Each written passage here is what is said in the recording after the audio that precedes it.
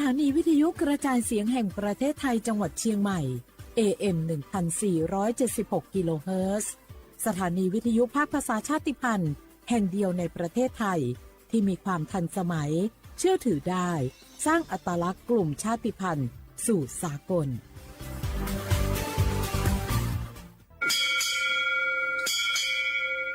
โอโบดะจ้าโอบิชเปอร์เหมือสุงคาปอกว่าย้อซองอุดูธรรมาสถานีวิทยุภาษาชาติพันธุ์แห่งเดียวในประเทศไทยทันสมัยเชื่อถือได้แล้วพบกันที่สวทเชียงใหม่ AM 1476 กิโลเฮิรตซ์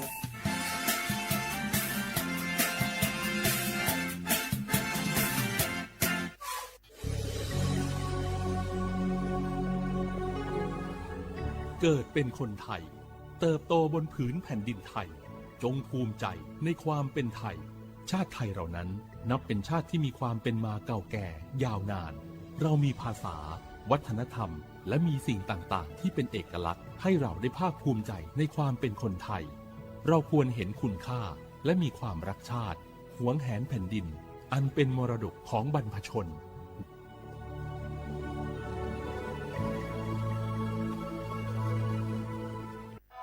ฟ้าสลัวมัวแสงระวีส่องนกหยุดร้องวังเวงให้เงียบเหงามองฟ้าวันนี้เป็นสีเทาอกประชาหมองเศร้าระทมสวงด้วยพระราชธิดาพระองค์ใหญ่เสด็จคันไลสู่แดนสวงเสียงร่ำไห้สะท้อนสถานสวงพระเป็นดั่งดวงใจไทยประชา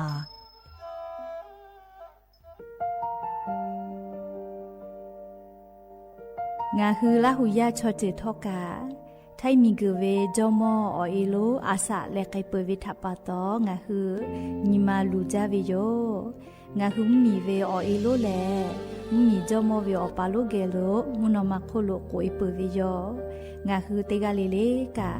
งาฮือมีจอมอเอโลทะหะเวอคโลยอทะคาทากะดอนอเชตุโยงาออโตแลละหุชอเจเวอตา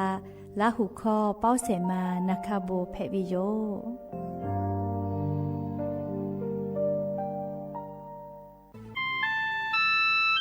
งาคือจังหวัดจีใหม่ออกข้อต่อคืออติออกคโลโฆษณาติผาคือกาเวลโกจ้าดาลาเพวิโยออลโกงาคือจีใหม่ออกคโลเวสถานีวิทยุกระจายเสียงแห่งประเทศไทยจังหวัดจีใหม่แลออกข้อต่อเวสายาติผาสู่ไกเวกาวืจ้า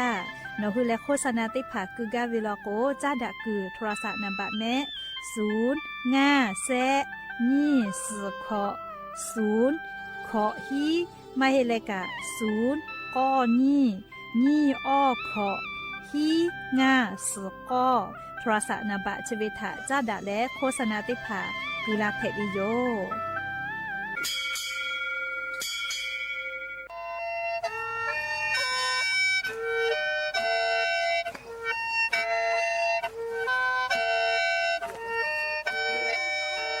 หะเวอวิยวเนียละหุยาติกาเลเลถาตาอุยอยาเวอคโลละเซจาเลอไรกาอโบดาจาอคโลหะยูลาวิโยแมนอคือกากาเชเวอคตอคือเชแลจีใหม่ขอยาลอยาอคตอคือออตีสถานีวิทยุกระจายเสียงแห่งประเทศไทยจังหวัดเชียงใหม่ AM ติฮิโอฮาสจิคกิโลเฮิรตซ์ติไลปืตาเลนพอติพอ Facebook Fanpageสวทเชียงใหม่ AM 1476พ่อไลฟ์สดติดต่อไปเชวิโยติญิเลเลมุหลอกกอวิอยาติชตินาลิตาและซาวูมุหลอกกอติชนาลิทาคาไกและมเผือวิอยาฮินาริควายตาและก็นาริทาคาไกติฮาเลเลงาคือละหุคอรายกาอโบดาจาต่อไปเชวิโยและงาออโตละหุคอเป้าเชเซมานาคาโบเมวิโยงาคือละหุยาติกาเลเลกาละหุคอพอนาเลออาชุยอละหุชอเจทะติแกโอกาปิดาเกเพวิโย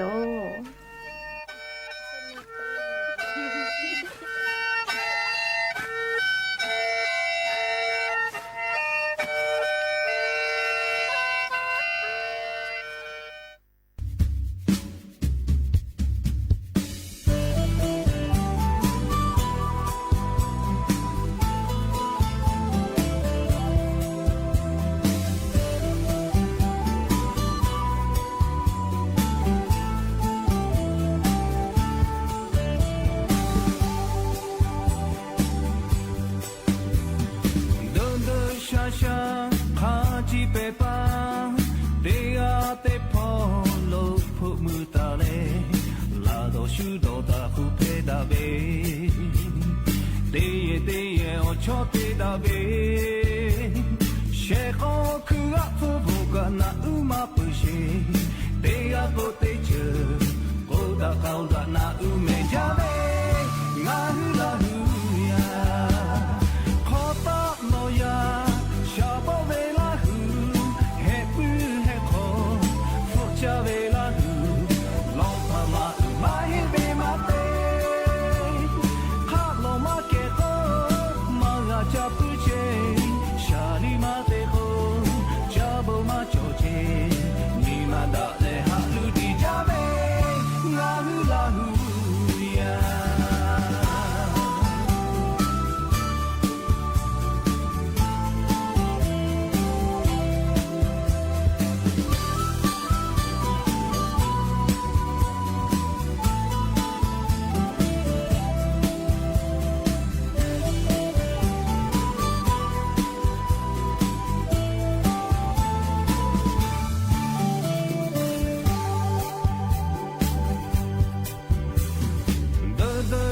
ชา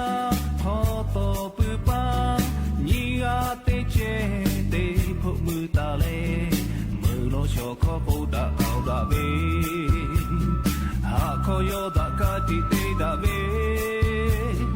มูทีพอละคูบูเลหาปาโลเอวกาหาขอยอมาเปิดมาฮือชิเจกุยาเบมาเต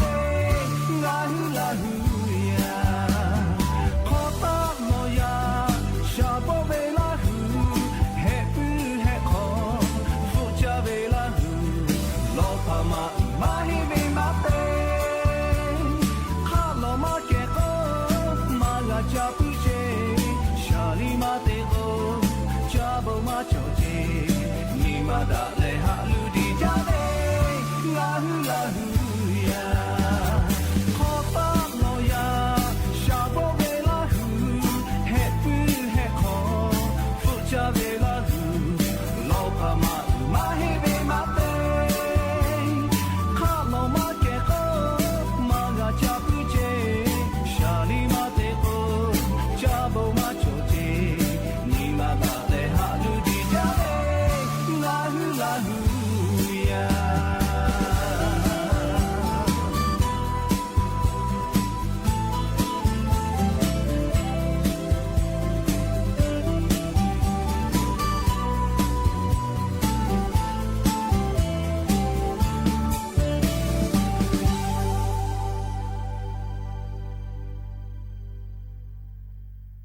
อบุดาจาวิโยอย่าเพิ่งหาเตปอทอกาดาจาวิโอยาชอคโลงาคือรายการอบุดาจาอคโลอคอกากอกาดากิเชวิทัปตออรอเปเตกาลิลิทาตากุยอยาวิโอคโลลาเซจาเลอรายการอบุดาจาอคโลหะอยู่ลาวิโยแม่หะวิโอวิโอเนียละหุยาเตกาลิลิกาเชซาจอซาเชโอเลนาจะได้เจอกันงาคือไทมิงกอคโลแลมุยิขอยาเพวิทัปตอเตกาลิลิกาเชซาจอซาปุตุอปอาชุยอตัวยอยากาทาคาเดนหาซาดักอิสิแม่และยันนี่แหละชดิสอคโลสปุขอนี้ฮีฮับปาออกูฮับปาคโลยันยอนี้ชนี่นี้ลอนแผวิโยและจะขอนี้หินชขอขอขอหาวิอวิอเนี่ยละหุยาติเผาเตฮาเลเลวิอยาฮีนาริควายตาและก็นาริทักไกเตฮาเลเลงาหุระหุคอรายเก่าบุดาเจ้าคโลตอกไอเชวิโยวิทยุเรดิโอพอAM ติฮิโอหาสจิขอกิโลเฮิร์ตเตไลพอเปิดตาเล Facebook Fan Page สวทเชียงใหม่ AM 1476พอกะไลฟ์สดติดต่อไอเชวิโยอวิอเนี่ยละหุยาติกาเลเลกะติเกละหุคอพอนาแล้วเนคือละหุชอเจทาโอกาปิดักไอแพวิโยและยับปึฮาวิอยากาอบุจอวิอลอติผาไลรออยู่เวลาตาวิทัปตออคือเปิดตาแล้วอเลมือทักขไกติเกเชียแล้วโอกาปิดักไอสิแม่ก็จ้าแลเลมุกะทะอามีดาไฟฟ้าถะเจเลติจัตุเวติผาเยเวอคโลอามีชอลาแม่แต่ก็แลลิติกาเลเลถะสติปิลาวิโยเปิดตาเวจะได้หาเป่าคโลลิงะคือไทมิงกอคโลมั่วจังหวัดขอนแก่นพ่อเจเลชอมอติจาเจก็มา หมูกระทะเตจาวิเจมีด้าไฟฟ้าจื้อตุเวเล่หมูกระทะน่ะมีด้าไฟฟ้าออกคือถ่ายเย่แลเชจาเวเล่ว่าสาเชจาเวเวมีไฟฟ้าจื้อเกเลว่าสาเชจาเชเวอยาวคโลมีไฟฟ้าเฉาะต่อลาวิโลเจก็มาใครแต่แล้วปีชมอาสาขอเจ้าของเก่าวิเจก็มา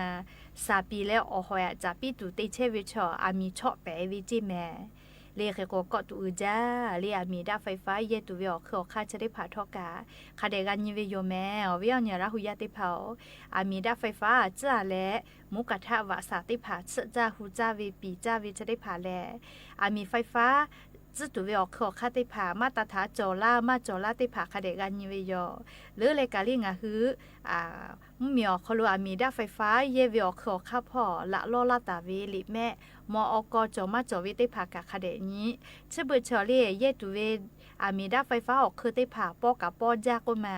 ปอจาวิอคโลให้ปั๊มมีเลยูรุลาวิโลเจเคกว่ามาตรฐานคาเดมากามาดาวินะเลเคกว่ามีติผ่าเชาะลาวิโยเลเคกว่าปีชกา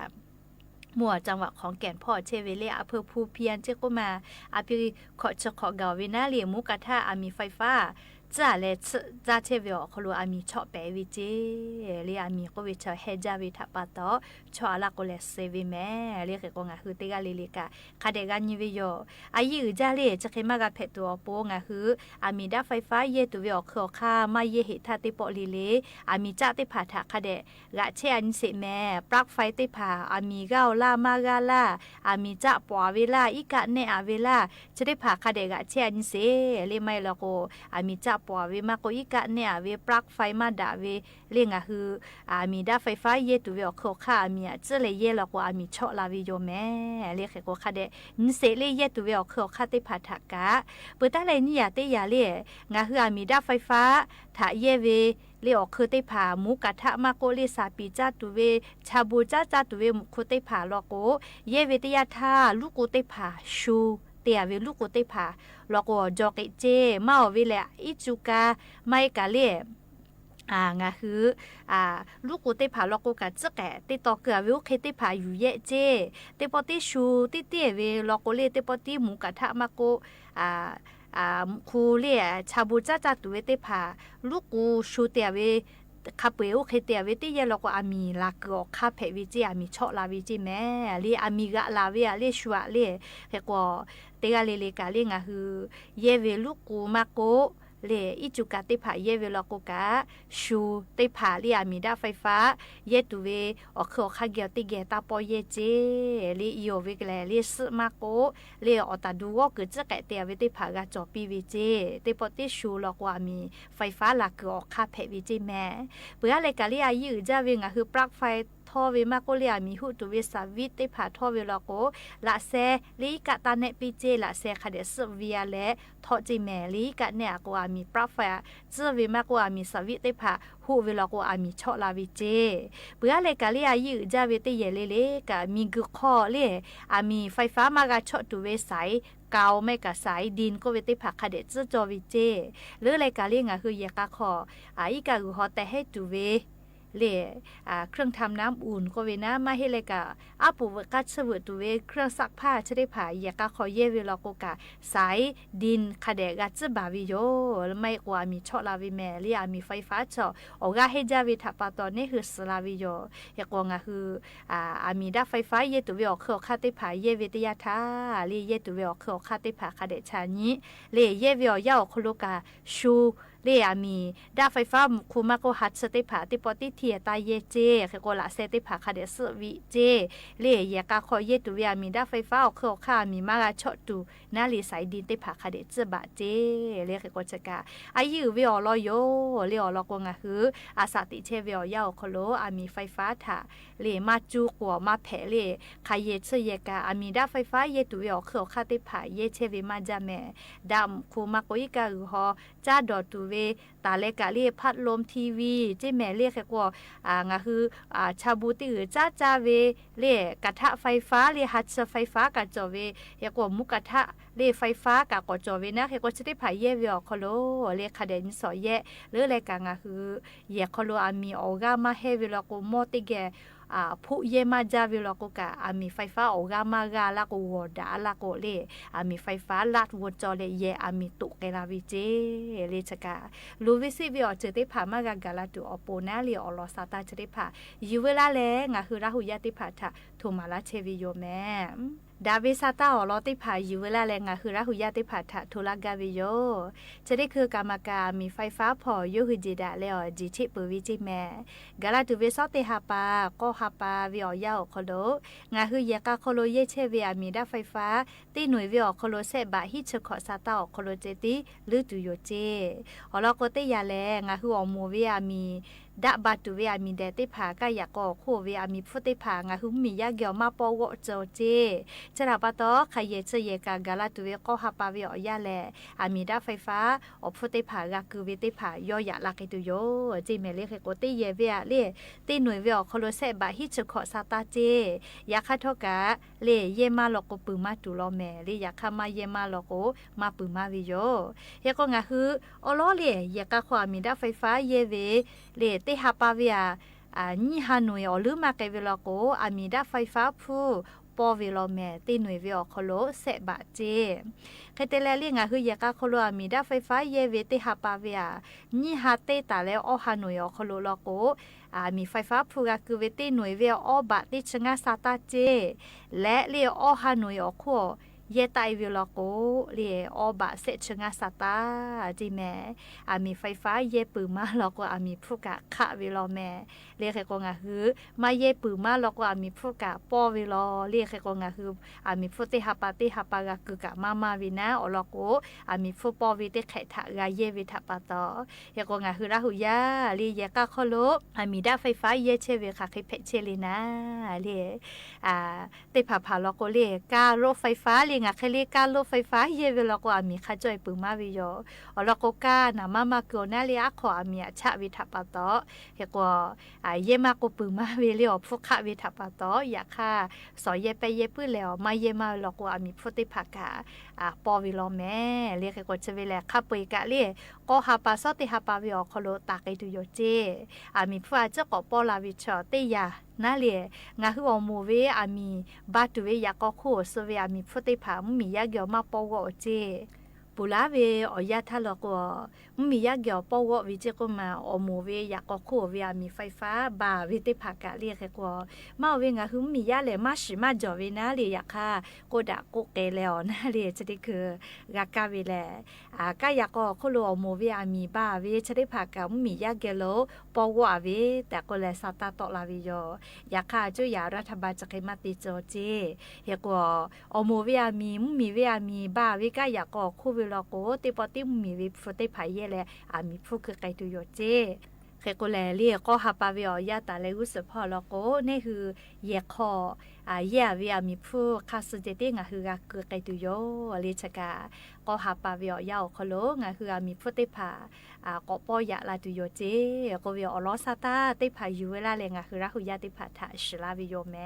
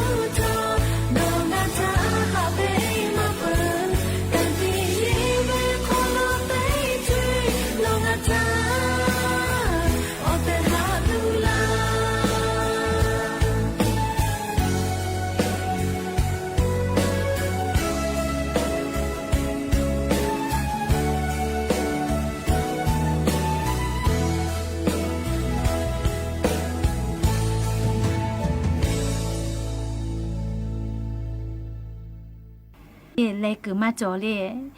เตียกาปุโกเตียฮึกาวิโยเลยเตียเพปุโกเตียเพกาวิจะเควิจวิโยเลยนิคาสเวโกวิชองาคือชอยาเกโลจะจามากาลอเคโกเลย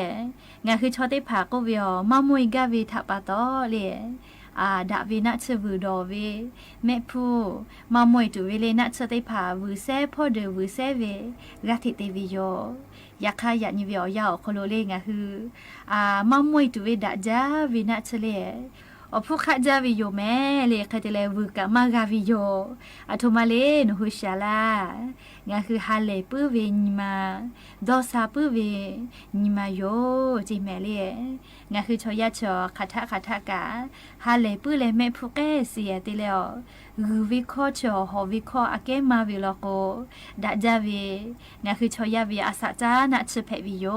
จิแม่เคโกงาคือชอยันยิมาซาเลฮาเลเลเวติยาทาเลอะโทมาตอลาเวเลนหุชาลางาคือชอยาออโตโคโลเลฮอร์โมนก็เวเลออยอติผาฮาเลเวออติผาตอลาวิโยจิแมไทคอลโกสารเอนโดฟินก็เวเลอชะเตยาตอลาเวติยาทางาคือออโตยิมาซาเลอฮาเลเวโยเลยิมาซาปืจาวิโยเคโกสารเอนโดฟินก็เวชะเตยาชอตอลาวิเชเลเลงาคือฮาเลเวเวนิมาซาเวทัปปะตอเลงาคือออโตโคโลตอลาวิโยจีแม่คือกัวสารเอโดฟินก็วิเชเลเลงาคือชอยานิมาซาตุเวดาจาเวนัชเพวิโลแม่เล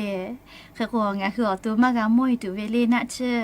คือตะตอคะเวมาเฮกาเลเซตุเวอพวกคะวิติภาคือตะตอกะจาตุมาลุลอเลงาคือชอยามามวยปื้อเวอเซพาอเซมาญูแลจอวิเชเลเลออตุโคโลเพตอลาวิโลแม่อบาพ่อเชียวงาคือกูกาวเลอยากกะคามอเชมากาอยากงาคือออกพ่อกูตอลาวิโลกัวงาคือเกโลเชมอมอเชกาวิโยเลเคกัวงาคือแล้วมามวยกาเลคาทากายาเนคลิเพกาวิโลก็เลยยะนี่งาคือแม่พวกใกล้สิเตเลฮาเลเวข้อติผากะเก่าล่ะเลโฉเป้าวิทาปีแม่เลมากาคือสิวิโลโกงาคือฮาเลเลวิข้อจะได้ผาแลงาคือเชซาโจซาพ่อวิออปูทอกะไล่จืดะจาลอสุจาติผากะเกลาลาวิออตุโคโลกะติเชเวอคืออคาติผาถาจาปีไวแล้วกิซาวิโยจิแม่เคโกงาคืออากาซเวจะได้ผาทอกะดาวิโยเจอลาสอเซอกุเตอปูทอกะดาวิโยจิแม่เลงาคือคาทากะฮาเลปุเลวิคองาคือนิมาโคโลเตเลอแม่พวกโคโลคาทากะจอเทวิโลโกงาคือออโตอโปเลเชซาจอซาปืเลนิมากะซาเลอลือเลกางาคือมากะมวยตุเวดะจาเวอาซาจานะชเพวิโยจิแม่เคโกยะนีเลงาคืออป้ากโลเชตาวิชอติพาทาแม่พวกแกสิเตเลอกาคือปิโอลามากะติปิเสวิโลโกหะติปิแม่เลงาฮาอโตอโปกะดะเลอชูอโตอโปกะดะวิโยเลเคโกตาลูปีแม่เลยยัดยีนอมากะคือเสวิลาโกจะได้คือฮาอือโลแม่เลยยักษ์คือปูลือเวลาโกกะชุชงูโกลาแม่เลยจอลอกุลเวอคลงะคือกะติกะวิโยแต่กุแลงะคือชอยามากะมวยตุเวดะจาเวนะชแลงะคือฮาเลปื้อวิญมาวิคอฮาเลวิเมพุติภาอยู่จิแม่แต่กุแลอวิอเนียละหุยาติภาถาอลออยู่ละแล้วจะไคโทลาวิโยแล้วอยากเพื่อให้ติปอชิลากะลาติเวอลอติพาทอใช่ไหมจะได้โยแม่ซอปอเวอยามหลอกก็พอติเชตินาลิติแล้วสากุมหลอกก็ติชนาลิทักขะไกงาคือติปอติแกก็มอดาอยากเพื่อให้ติปอกะกะพอนาแล้วโอกาปิลาเทเวติกาลิเลกาอบุจาแม่ติกาลิเลแม่กะแม่เชซาจอซาปิแม่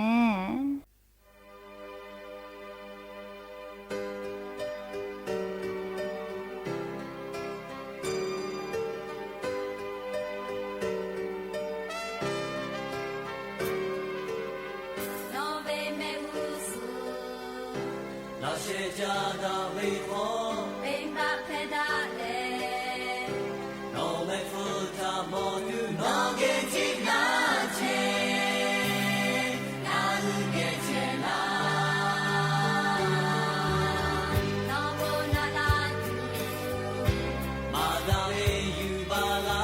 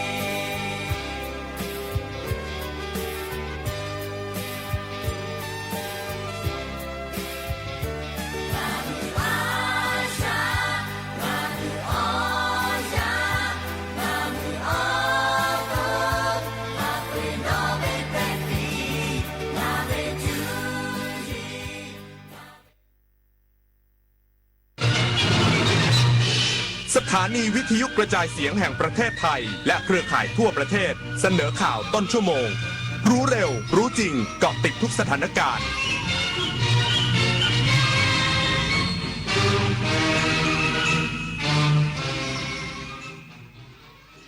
รับฟังข่าวต้นชั่วโมง 21 นาฬิกากับพินโยรุ่งสมัย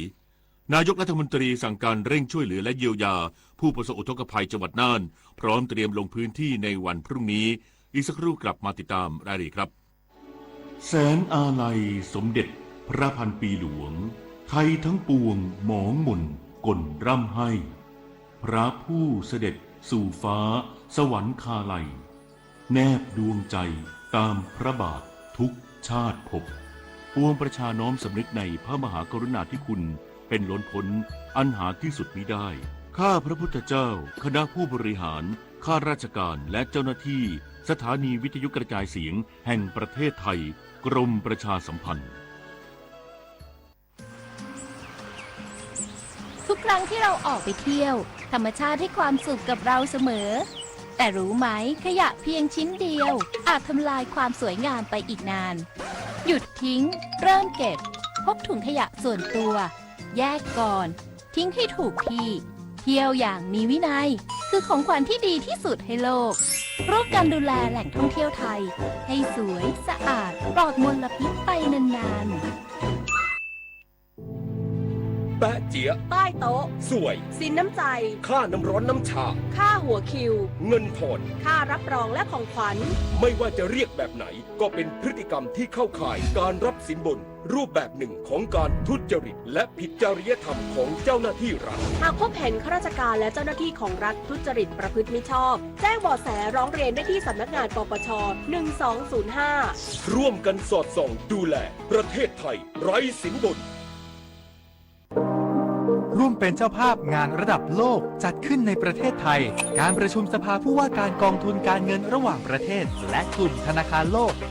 12-18 ตุลาคมณศูนย์การประชุมแห่งชาติสิริกิติ์ด้วยแนวคิดโลกทัศน์ใหม่ของไทยเพิ่มศักยภาพคนสร้างภูมิคุ้มกันในโลกที่ท้าทายมาร่วมเป็นส่วนหนึ่งของการประชุมครั้งประวัติศาสตร์เพื่อปรับตัวสู่อนาคตร่วมกันอย่างมั่นคงนายกรัฐมนตรีสั่งการเร่งช่วยเหลือและเยียวยาผู้ประสบอุทกภัยจังหวัดน่านพร้อมเตรียมลงพื้นที่ในวันพรุ่งนี้รับฟังผลการดำเนินงานและขอรับการสนับสนุนจากส่วนกลางนายอนุทินชาญวีรกูลนายกรัฐมนตรีและรัฐมนตรีว่าการกระทรวงมหาดไทยเปิดเผยถึงการให้ความช่วยเหลือประชาชนจากสถานการณ์อุทกภัยในพื้นที่จังหวัดน่านว่าได้ประสานงานกับรองนายกรัฐมนตรีและรัฐมนตรีซึ่งติดตามสถานการณ์ในพื้นที่อย่างต่อเนื่องขณะนี้สถานการณ์มีแนวโน้มคลี่คลายไปในทิศทางที่ดีขึ้นเหลือเพียงการช่วยเหลือและเยียวยาประชาชนตามระเบียบราชการโดยสั่งการให้พิจารณางบประมาณช่วยเหลือครอบครัวผู้เสียชีวิตรวมถึงผู้ป่วยติดเตียงที่ได้รับผลกระทบเพื่อให้ได้รับการช่วยเหลืออย่างเต็มที่ตามกรอบที่สามารถดำเนินการได้หากงบประมาณของจังหวัดไม่เพียงพอยังสามารถขอรับการสนับสนุนจากงบประมาณของสำนักนายกรัฐมนตรีและหน่วยงานที่เกี่ยวข้องเพิ่มเติมได้ขณะเดียวกันรัฐบาลได้เตรียมแผนรับมือสถานการณ์อุทกภัยในทุกจังหวัดโดยเฉพาะพื้นที่เสี่ยงภัยซึ่งผู้ว่าราชการจังหวัดมีความพร้อมในการประกาศสถานการณ์ฉุกเฉินและดำเนินการแก้ไขปัญหาอย่างทันท่วงทีโดยวันพรุ่งนี้จะเดินทางไปจังหวัดน่านเพื่อรับฟังผลการดำเนินงานและความต้องการสนับสนุนจากส่วนกลางชวิสาปทุมมารายงานกรมป้องกันและบรรเทาสาธารณภัยเปิดเผยกรมบัญชีกลางอนุมัติขยายวงเงินทดลองราชการเพิ่มเติมจำนวน100 ล้านบาทเพื่อช่วยเหลือและเยียวยาผู้ประสบอุทกภัยจังหวัดน่านนายธีรพัฒน์คัชมาศอธิบดีกรมป้องกันและบรรเทาสาธารณภัยเปิดเผยว่ากรมป้องกันและบรรเทาสาธารณภัยหรือปภ.ได้ขออนุมัติไปยังกรมบัญชีกลางเพื่อขอขยายวงเงินทดลองราชการเพื่อช่วยเหลือผู้ประสบภัยพิบัติกรณีฉุกเฉินจากเดิมที่จังหวัดน่านมีวงเงินทดลองราชการคงเหลืออาจไม่เพียงพอต่อการให้ความช่วยเหลือประชาชนและกรมบัญชีกลางได้อนุมัติขยายวงเงินทดลองราชการในอำนาจผู้ว่าราชการจังหวัดน่านเพื่อช่วยเหลือผู้ประสบภัยพิบัติกรณีฉุกเฉินกรณีอุทกภัยเพิ่มเติมจำนวน100 ล้านบาทเพื่อเป็นค่าใช้จ่ายในการให้ความช่วยเหลือประชาชนผู้ประสบภัยพิบัติกรณีฉุกเฉินโดยเฉพาะการเยียวยาผู้ได้รับความเสียหายจากน้ำท่วมบ้านเรือน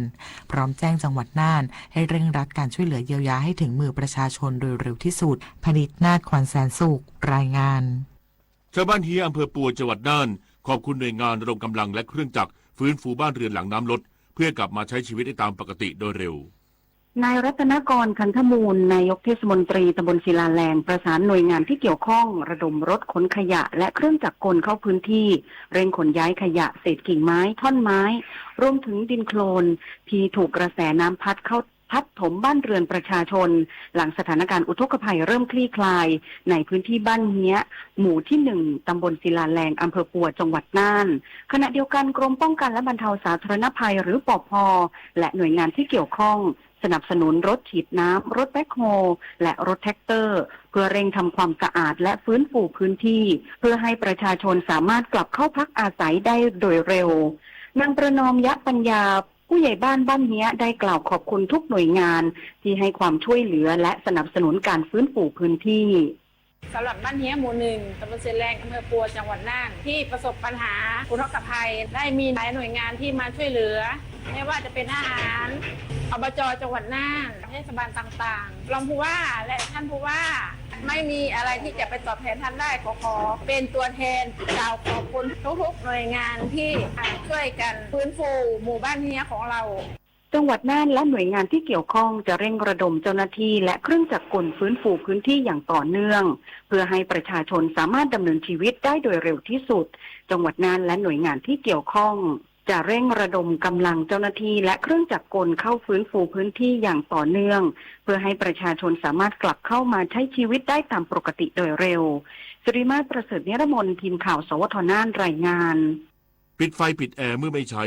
ช่วยประหยัดค่าไฟลดการใช้พลังงานจบข่าวพิญโยรุ่งสมัยอ่านรับฟังข่าวครั้งต่อไปเวลา 22:00 น.ติดตามข่าวที่นำเสนอไปแล้วได้ที่ www.thainews.prd.go.th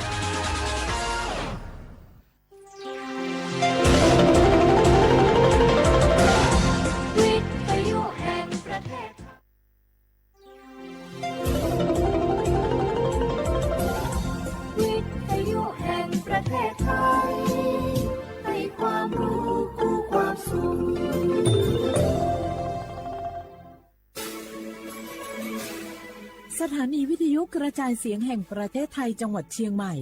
AM 1476 กิโลเฮิรตซ์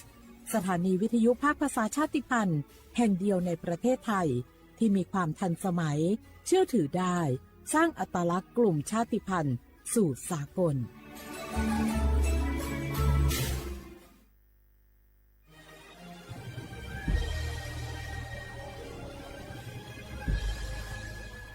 เกิดเป็นคนไทยเติบโตบนผืนแผ่นดินไทยจงภูมิใจในความเป็นไทยชาติไทยเรานั้นนับเป็นชาติที่มีความเป็นมาเก่าแก่ยาวนานเรามีภาษาวัฒนธรรมและมีสิ่งต่างๆที่เป็นเอกลักษณ์ให้เราได้ภาคภูมิใจในความเป็นคนไทยเราควรเห็นคุณค่าและมีความรักชาติหวงแหนแผ่นดินอันเป็นมรดกของบรรพชนร่วมภาคภูมิใจในความเป็นไทย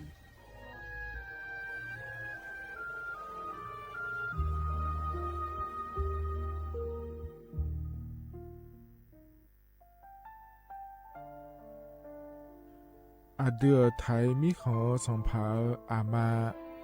สมเด็จพระนางเจ้าสิริกิติ์พระบรมราชินีนาถพระบรมราชชนนีพันปีหลวงค่อยตาโอดาเลียกาชายันดาชอเนมา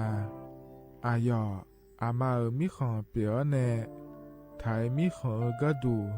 อาคาชอเจอกะดูเงเกเนลาหมายแอจิชนีถามิเนนืมาหลักเวมาเงเลชญาเธอมิเนอาดิมาโยหานาลูอายองเนเกเนโยเยบอนเนมาอีนอายอมาโดอาดิเนโกเอียเนခွဲတာโอดาเลมิเนนืมาหน่วยสาวเนวอจจอยเกญาอาดิมาโยหานาลูอายองนืมาหลักเวยอจอนาลูเนเกเนโยเยบอชอเนมางามาอาขาวชอเจโยกานาลู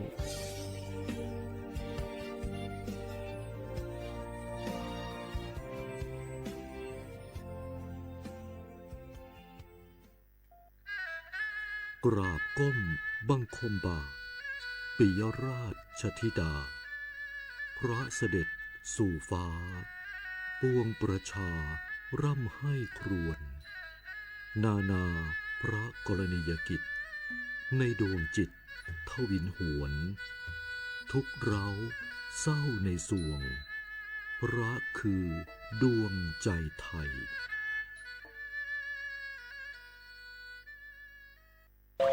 เมื่อโชคชะตากำหนดให้หญิงผู้บริสุทธิ์กำเนิดขึ้นจากปฐมบทแห่งความรักอันยิ่งใหญ่การพลัดพรากการต่อสู้และบทพิสูจน์ความจริงร่วมสัมผัสเรื่องราวแห่งความรักความเสียสละและการแสดงอันวิจิตรงดงามของมหากาพย์รามเกียรติ์ในการแสดงโขนมูลนิธิส่งเสริมศิลปาชีพตอนสีดาในวันที่ 5 พฤศจิกายนถึง 10 ธันวาคมนี้ณศูนย์วัฒนธรรมแห่งประเทศไทยเปิดจองบัตรแล้ววันนี้ที่ไทยทิกเก็ตเมเจอร์นากอลาซากาเลลังเอเจฮูชอบาพิวชาบาวอคอย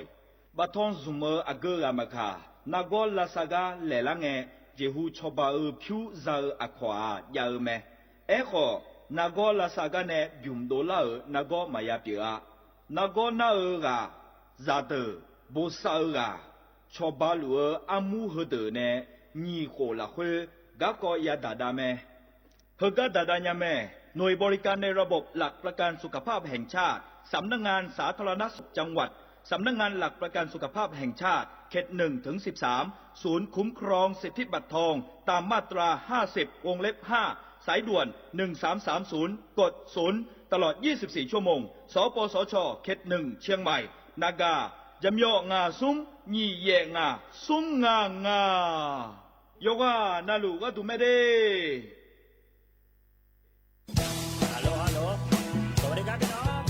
อายุนี้เดือขยาวโฆษณาไกกะกอสถานีวิทยุกระจายเสียงแห่งประเทศไทยจังหวัดเชียงใหม่พปานเนบีเคฮอมอนาแอออนหลีญาเมเจสถานีวิทยุกระจายเสียงแห่งประเทศไทยเฮนา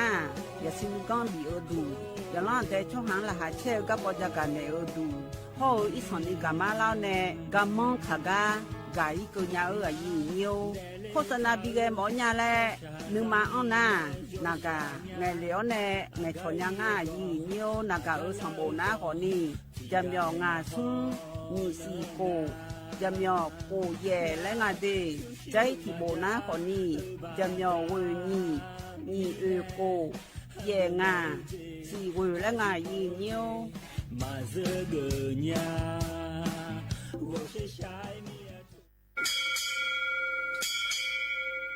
โอโบดะจ้า โอเวอร์โชเปอร์ เหมอซุนคา บอกว่า ย้อจง อุดูธรรมา สถานีวิทยุภาษาชาติพันธุ์แห่งเดียวในประเทศไทยทันสมัยเชื่อถือได้ แล้วพบกันที่สวทเชียงใหม่ AM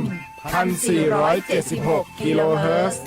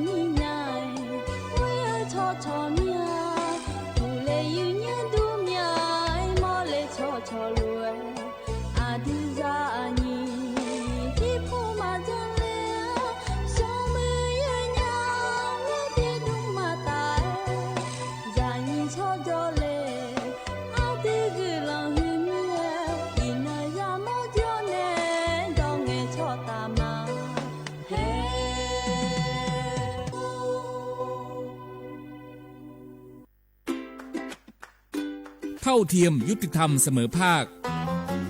万火是路有茶有多么ลองเพ่งเป็น ประเทศไทยเป็นสังคมที่มีความหลากหลายทางชาติพันธุ์แต่ละกลุ่มมีภาษาวัฒนธรรมและวิถีชีวิตที่เป็นเอกลักษณ์ซึ่งล้วนเป็นคุณค่าที่ควรได้รับการคุ้มครองพระราชบัญญัติคุ้มครองและส่งเสริมวิถีชีวิตกลุ่มชาติพันธุ์มีเป้าหมายเพื่อคุ้มครองสิทธิและศักดิ์ศรีของกลุ่มชาติพันธุ์ส่งเสริมการรักษาอัตลักษณ์ภาษาวัฒนธรรมและภูมิปัญญาท้องถิ่นพร้อมทั้งป้องกันการเลือกปฏิบัติและสนับสนุนการมีส่วนร่วมในการพัฒนาสังคมอย่างเท่าเทียมกฎหมายฉบับนี้มุ่งสร้างความเข้าใจเคารพในความแตกต่างและส่งเสริมการอยู่ร่วมกันบนพื้นฐานของความเสมอภาคเพื่อให้ความหลากหลายทางวัฒนธรรมเป็นพลังในการพัฒนาประเทศอย่างยั่งยืนดื้อหยอบผักแก้หลอซาแต่ผัดโดผัดชิหลอซาบาที่วิจารณ์ออกคโลอาเชื่อที่เลี้ยงโงประสานสืบค้นติดตามข้อมูลเพิ่มเติมที่ศูนย์มนุษยวิทยาสิรินธรองค์การมหาชนกระทรวงวัฒนธรรม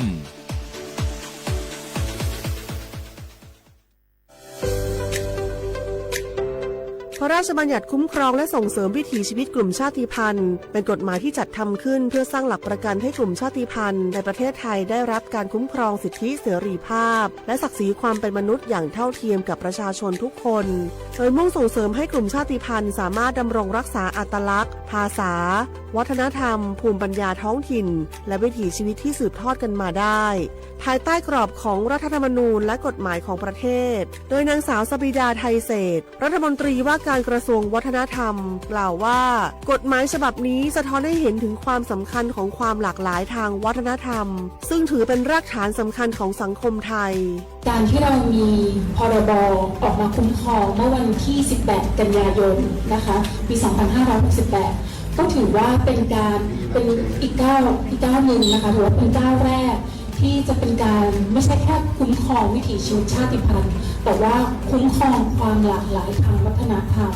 ซึ่งจะทำยังไงให้ทุกท่านนี้สามารถอยู่ร่วมกันในสังคมได้อย่างเท่าเทียมโดยคำนึงถึงศักดิ์ศรีความเป็นมนุษย์ก็ถือว่าจะมีอีกหนึ่งเครื่องมือในการที่จะปกป้องสิทธิต่างๆและทำให้ทุกท่านนั้นสามารถเข้าถึงสิทธิขั้นพื้นฐานประเทศไทยเป็นสังคมที่ประกอบด้วยประชาชนจากหลากหลายกลุ่มชาติพันธุ์เช่นกะเหรี่ยงม้งลาหูลีซูอาคาและอีกหลายกลุ่มที่มีประวัติศาสตร์ภาษาและวัฒนธรรมเป็นเอกลักษณ์ในอดีตกลุ่มชาติพันธุ์จำนวนไม่น้อยประสบปัญหาการเข้าถึงสิทธิขั้นพื้นฐานการเลือกปฏิบัติหรือข้อจำกัดในการดำรงวิถีชีวิตดั้งเดิมกฎหมายฉบับนี้จึงมีเป้าหมายในการสร้างกลไกที่ช่วยลดความเหลื่อมล้ำส่งเสริมการมีส่วนร่วมและเปิดโอกาสให้กลุ่มชาติพันธุ์มีบทบาทในการกำหนดแนวทางการพัฒนา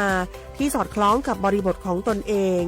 สาระสำคัญของพระราชบัญญัติประกอบด้วยการคุ้มครองสิทธิของกลุ่มชาติพันธุ์ในการรักษาและสืบทอดภาษาประเพณีศิลปะวัฒนธรรมความเชื่อและภูมิปัญญาท้องถิ่นการส่งเสริมการศึกษาที่คำนึงถึงอัตลักษณ์ทางวัฒนธรรมการป้องกันการเลือกปฏิบัติด้วยเหตุแห่งความเป็นกลุ่มชาติพันธุ์ตลอดจนการจัดตั้งคณะกรรมการและกลไกต่างๆเพื่อกำหนดนโยบายติดตามผลและประสานความร่วมมือระหว่างหน่วยงานของรัฐองค์กรปกครองส่วนท้องถิ่นภาคประชาชนและผู้แทนกลุ่มชาติพันธุ์นอกจากนี้ยังเปิดโอกาสให้มีการกำหนดพื้นที่คุ้มครองวิถีชีวิตกลุ่มชาติพันธุ์ในบางพื้นที่เพื่อสนับสนุนการอนุรักษ์วิถีชีวิตและการจัดการทรัพยากรตามหลักเกณฑ์ที่กฎหมายกำหนดประโยชน์ของกฎหมายฉบับนี้คือการสร้างความเสมอภาคและลดการเลือกปฏิบัติในสังคมส่งเสริมการอนุรักษ์ความหลากหลายทางวัฒนธรรมและสนับสนุนให้ภูมิปัญญาท้องถิ่นได้รับการสืบทอดสู่คนรุ่นใหม่นอกจากนี้การมีส่วนร่วมของกลุ่มชาติพันธุ์ในการกำหนดนโยบายและการพัฒนาพื้นที่ยังช่วยให้การดำเนินงานของภาครัฐมีความเหมาะสมกับบริบทของแต่ละชุมชนมากยิ่งขึ้นส่งผลให้เกิดการพัฒนาที่สมดุลและยั่งยืนทั้งในด้านเศรษฐกิจสังคมและสิ่งแวดล้อมนำไปสู่สังคมที่เปิดกว้างมีความเข้าใจซึ่งกันและกันและเคารพความแตกต่างของทุกกลุ่มคนอย่างยั่งยืนสนับสนุนโดยศูนย์มนุษยวิทยาสิริธรองค์การมหาชนกระทรวงวัฒนธรรม www.sac.or.th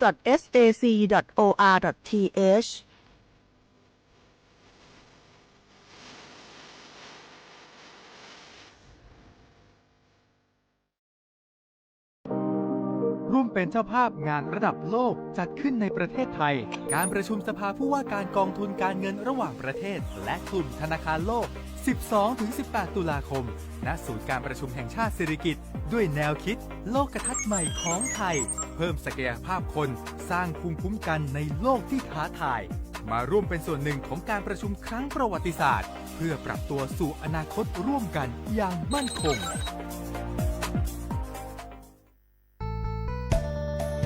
สถานีวิทยุกระจายเสียงแห่งประเทศไทยจังหวัดเชียงใหม่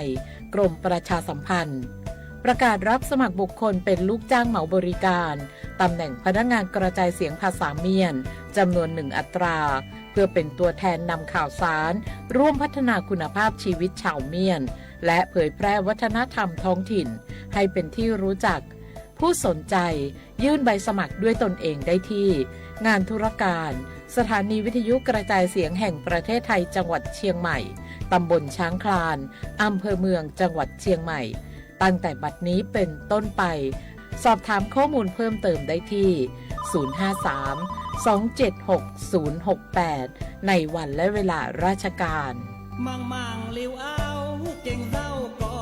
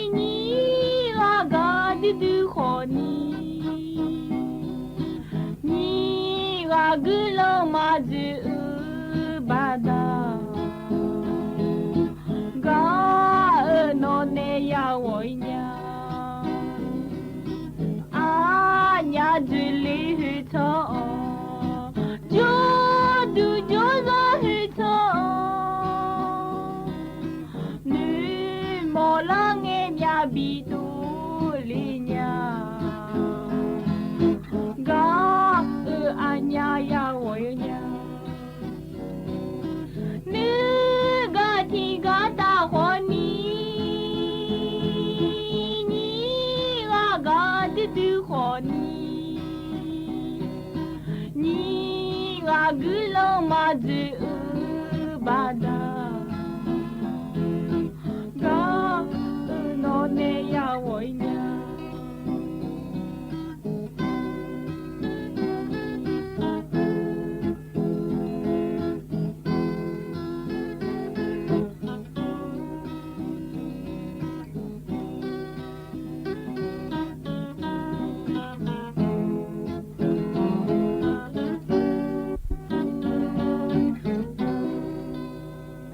rồi giờ nhiều đồ cha các bà cha chim chứ lẽ gà con đi ya gọi nga lẽ chẳng thằng ai giờ nhiều tại phố nào con đi ye thanที่ยังรักแล้วบุทางไอ้เนี่ยดูทำไมอย่างนี้วันนั้นรู้เหรอยูจีคนนี้ยามที่ก็รู้หัวล้านเนี่ยเชื่อละกันนี้พยาธพูทันจุลแม่อย่างนี้คนนี้อย่างนี้แล้วมาอยู่กันเดินเนี่ยจะได้มาอย่างนี้งั้นในตอนนั้นมันเนี่ยมีดูแลพายได้เนี่ยมาอย่างนี้มันเนี่ยมีดูนะคนนี้สถานีวิทยุกระจายเสียงแห่งประเทศไทยจังหวัดเชียงใหม่สำนักงานประชาสัมพันธ์ที่3กรมประชาสัมพันธ์ย้อนยุ่งนะคนนี้สวทเชียงใหม่และงานอย่างนี้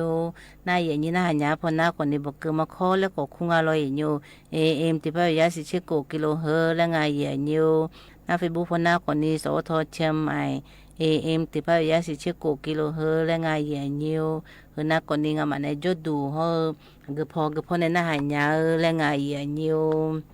ยูจีคนนี้จะกาจีคนนี้และเลยมุทำมาอย่างนี้ก็มาเกิดมีนาดชาติบิมและบินามาอย่างนี้ดชาบิมนาคนนี้อยู่ฮะมีช่องสักญาและช่างทางอย่างนี้ที่โคโรนาดามาอย่างนี้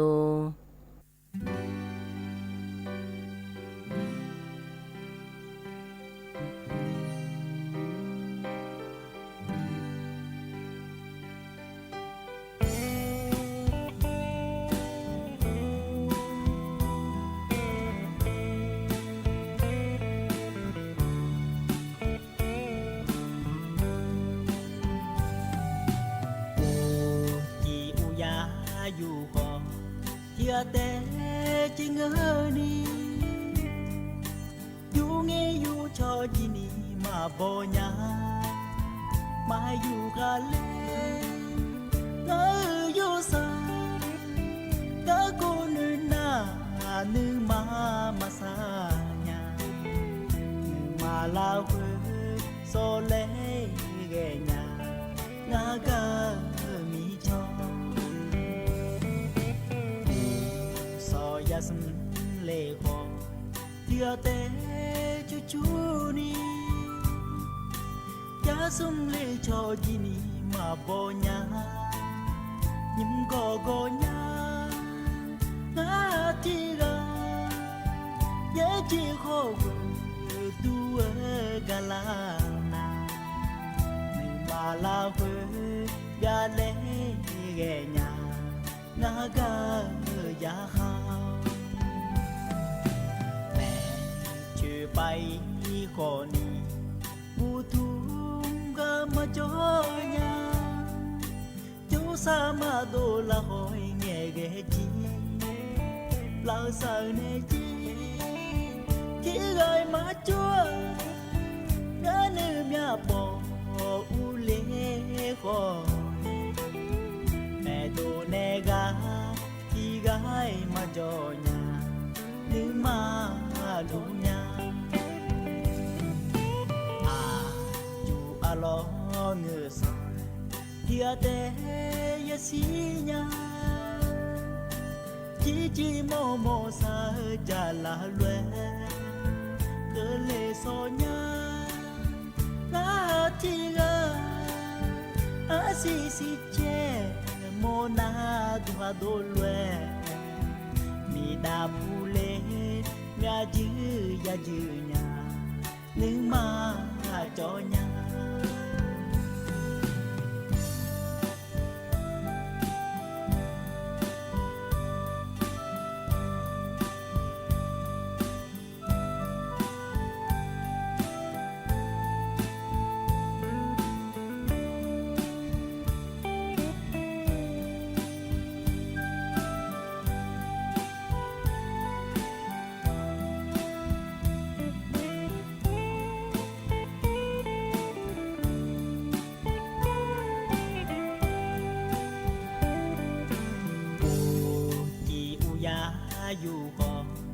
dia te chingani yu nge yu cho jini ma bonya mai yu gale ngơ yu sa ta cô nữ na nữ ma sa nya nữ ma la hue so le ge nya nga ga ni cho so yasm le ho dia te chu ni cha sum le cho jini ma bonya nhum go nya na ti ga ye chi kho go tu ga la na ni ma la go ga le ge nya na ga ya ha mẹ chưa bay kho ni u tu ga ma cho nya chú sa ma do la hoi nghe ghé chi la sa ne chi chỉ gọi má chúa ga nữ mya po u le kho mẹ do ne ga chi gai ma cho nya nữ ma lu nya lo ngơ sa dia te ya si nya chi mo sa ja la lue cơ le so nya na ti ga a si che mo na tu ha do lue mi da pu le nya ji ya ji nya nữ ma cho nya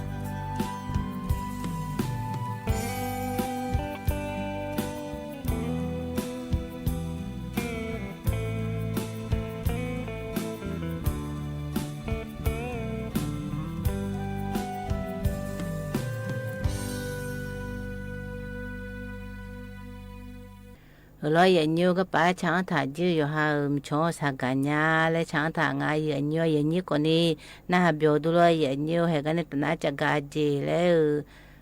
lem tha ga le pa da ne ma ye nyu ga ko ni nyu so ko ni le e da ne ma ye nyu to ko ni u so pho na ha ma dang du ko ni u ji pho le pa e pu ne ma ye nyu ga na ko ni di ma ga paยามโมลอยอย่างเดียวเขาผู้ละยามโมก็อาเจก็พนยามโมก็นี่น้ำท่วมแล้วก็มีลอยอย่างเดียวจังหวัดน่านของเงอแล้วบ้านแม่สายพอของเงอและพะเยาพอของเงอแม่เสลียงพอของเงอแล้วอยู่พนากรุท่วมเนี่ยตัวคนนี้สันนี่ผู้ใหญ่เดียด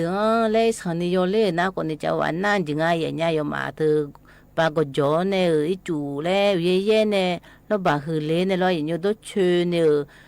และไอ้จูดลก็โลก็โลยูเนงายญาญูก็ตัวก็โลอีลอยญโลคนนี้และดันเจโลคือคนนี้ดันโชก็โชก็โลยังไงญาที่ญูมาจะนี่กะสุมกะคนสุมกะโลคนนี้ลังซีลังยาแต่ก็โลปุงายญาแต่ไม่แน่จำมือยามสิที่เดือนหน้าคนนี้อีบิโอคนนี้ยาจิงายญาโมเนก็ตัวบิบูอะคือผู้ละบิบูและอามีผู้ละบิบูและการหน่วยงานก็ตัวอยู่พนาคุรุอีชบายงานอย่างนี้พมของเงอกระทรวงแรงงานของเงอและมหาดไทยของเงอกระทรวงศึกษาธิการของเงอและกระทรวงเกษตรของเงอและอวก็ตัวเลยอย่างนี้อายุมาเยอะคุรุลีนี่นายกพเนี่ยคุรุจัดด้านในละมีเลยอย่างนี้อยู่พนาคุรุมาแล้วผู้ใหญ่ได้เดินอายุสังงาแล้วลีนี่ชบายและท่าดาราเนี่ยลอยอย่างนี้อยู่พอนาจะจ้าก็มาเลยเพียงผู้หลานมาเลยเข้ากองของเงือลอยอย่างนี้น่าจะหาผู้หลานคนนี้แล้วจูผู้หลานคนนี้แล้วที่ไรแต่พิสาแล้วคุณรู้ดาเนี่ยมีลอยอย่างนี้อุ่นยืดคนนี้อยู่ฮะจีอาสาคนนี้คุณรู้เยอะเด็กก็จะมีลอยอย่างนี้อยู่มาจีอุ่นยืดผู้หลานจะจ้าคุณรู้แล้วก็ดองตัวบินยังไงอย่างเงี้ยที่พอนาคนนี้ที่พอแต่เจ้าหน้ามาลูเลยไม่รออยู่ผมพอแล้วมีงานแล้วมีงานแล้วเลยทานเนี่ยที่ละแล้วกูชอบไปง่ายอย่างเงี้ยเข้าก่อนจะรออยู่กระจงเงาคนนี้อีเนี่ยอุ่นยืดผู้หลักกูรู้เจ้าเนี่ยรออยู่บินเนี่ยงานก็พอมาอีกงานแล้ว เกือก็น่าให้ก็รออย่างโยได้รับอาหารหรือยังคะได้กินข้าวหรือยังคะแล้วกูรู้กุยง่ายอย่างเงี้ยอยู่พอน่ารออย่างโยน้ำมายาจาสิได้เดินหน้าคนนี้บินเนี่ยแหละอายุมาเมียก็จ่อยแล้วกูรู้กุยบินเนี่ยง่ายอย่างเงี้ยแล้วอาหารแห้งคนนี้บินเนี่ยอีแล้วที่ปอน่าnhung nè cho được có cho lên ngay vậy nha lấy đậu phô đó này là ta phô cho nhà được có cho lên được ya bị nè ngay vậy nha tôi mình nè giờ phô nào gặp ai chứ là anh em hồ là na hồ nào mà na xe vậy nha giờ phô nào giờ nó nào rồi nhiều thì từ lấy cô ít lần cho bài mẹ thì lại rồi nhiều nhiều na còn đi ít chú mà đó từ na còn đi lấy lo nhà phụ là cụ dê nhung phụ là bu mà kho phụ là ba phụ là cô cho ba từ lấy đồ lên ngay vậy nha giờ phô nào rồi nhiều hay na còn đi năm thuốc các cô lên ngay vậy nha năm thuốc các cô này tạ rồi vậy nhiều các ba anh này thà na còn đi anh chị phụ là áp phụ là mà bị đá lê phải đá này thà là ngay vậy nhiều anh chị sát đá phụ là rồi nhiều sát đá phụ là thì đưa na sát đá dư cô lô năm thuốc lên na ôi chị sát đá thì đưa na áp phụ thư đi đá lê chủ phụ là chú gửi này dư lang ngay rồi nhiều anh mình mà giá lê này rồi nhiều lê áp phụ đi đá này không ai cho áp phụ đi đá này ở mỏ nga lê ngay vậy nha thì mình nè Gana turu mà bị đi đá lẽ nhiều cái từ mà giá lẽ giá mà giá lẽ turu na bẩn lên ngay vậy nha rồi mà cho nên thi phụ là cô lô ho cho mẹ cô lô yamona còn đi na gà thôn nè anh này lì lẽ ngay vậy nha gà dưa na gà bồ thô dưa tì ngà cù hồi lẽ ngay vậy nha tì ngà cù hồi lẽ hơn na còn đi hát thôn ngay hát tì lẽ ngay vậy nha hơn na còn đi sải đuông phụ là mi lo vậy nhiều hơn na còn đi sạt đá phụ là cô lô áp thì đã ga lên hồ xã đường ai vậy nhiều cái này ta na đồ cha thì bún lấy bên nào mà vậy nhiều đồ cha bún na còn đi ông nghe ba đồ cha ngay vậy nhiều gà này mà anh này sai nhà gì lo hè thì corona đã mà vậy nhiều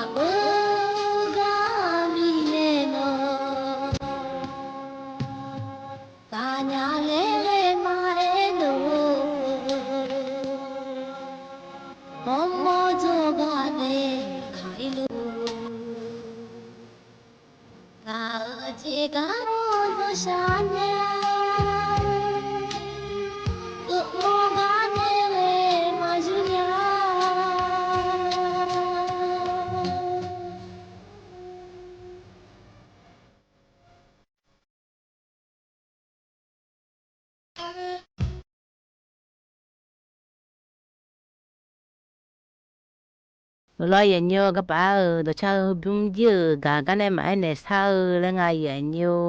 ye ni ko ni na bio du lo ye nyo ga ne ta na cha ga ji le lem ta ga le pa de dan ma ye nyo ga pa lem tham na ko ni lo ye nyo cho mo lo ye nyo cho mo tu ผู้สูงอายุและงานลอยอยู่และสิดาจากกลางงานลอยอยู่กูเช่ผู้หลับเวลาหน้าลอยอยู่หาที่จ่อมาจ่าโหแล้วนะให้จินุกูให้แล้วจินุกูน่ากูเช่เบลเล่เมเล่แล้วกูโลเอ็นน่าลอยอยู่หาปโลของเงอผู้ชูของเงอและประกาศไงยันน่าหาทายอย่างนี้ที่มาบัพพชาโชเธองานเวลางานละงานจันยังงานละแล้วบิวโหแล้วก็ป้าเชมีผู้หลับบูกลาและกล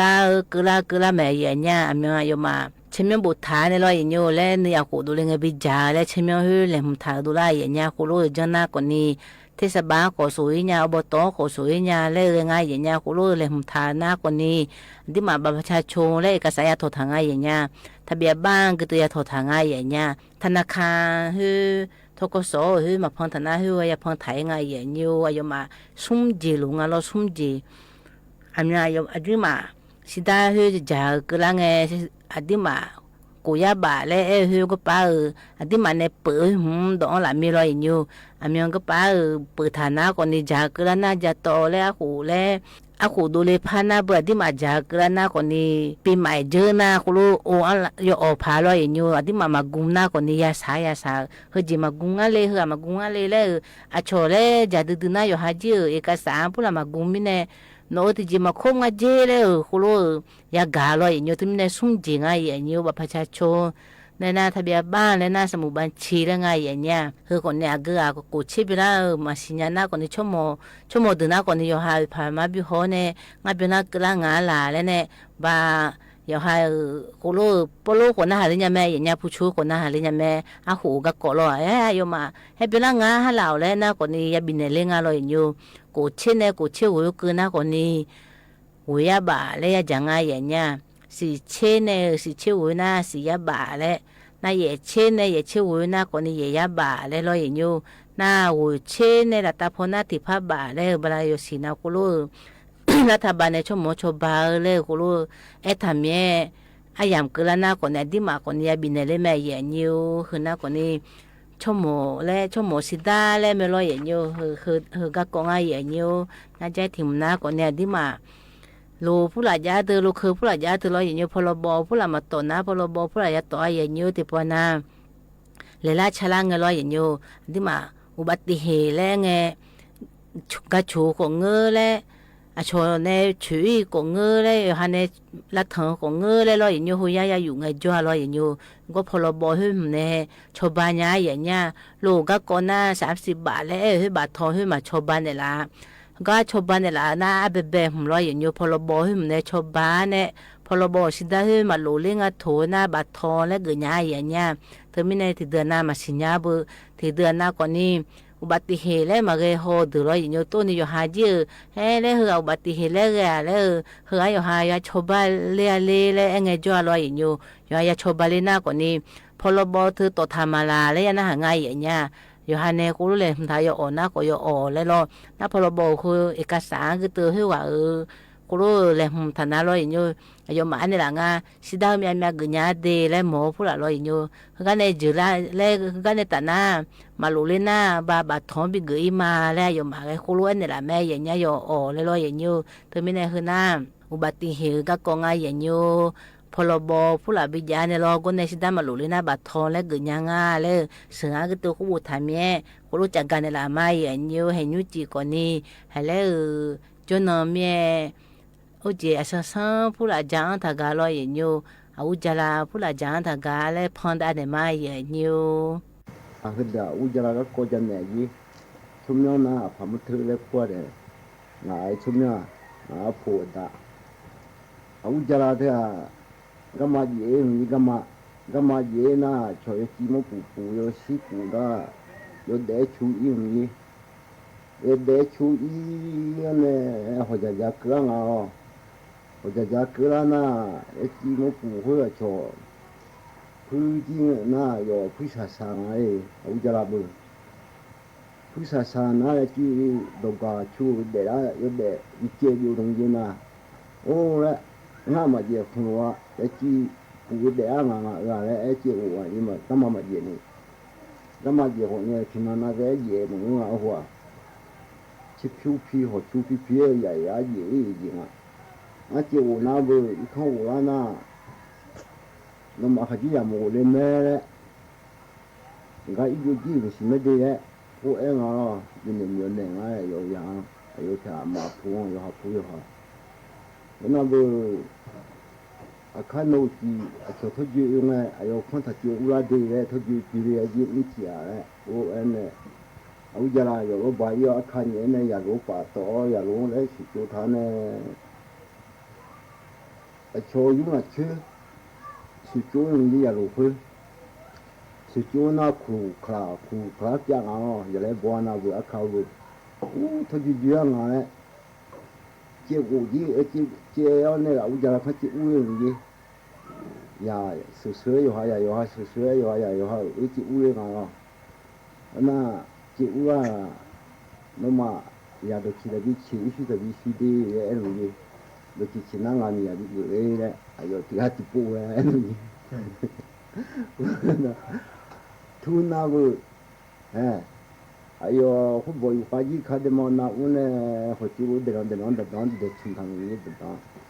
也的当的鱼的清哎，我讲那，哎呀，吃我也好，来哎么那第二头，吃的哎呀，来哎咯，哎我就开始不咯，哎，就看那溜那个多啊，或者的嘛那我呢，就讲那个哎，讲吃完喏呀，哎咯。thì cái chi hoa na ujala nhà được ao na vừa ujala này bị ngoài bị hoa vô gì cho mình áo hoa vậy rồi cho cái mà gì khác ujo na vừa hút bồ quá rồi cái gì rồi hoa na ujala hoa này là này thôi đi ra ngoài rồi rồi không chỉ una chỉ này ở cái cái mà này em rồi cái gì rồi我那个我家那地色的，我家那个嘛门啊地色的，哎妈的，那不是不讲的，我你啊，还当的把出我，如果好嘛我啊不都把刀呢，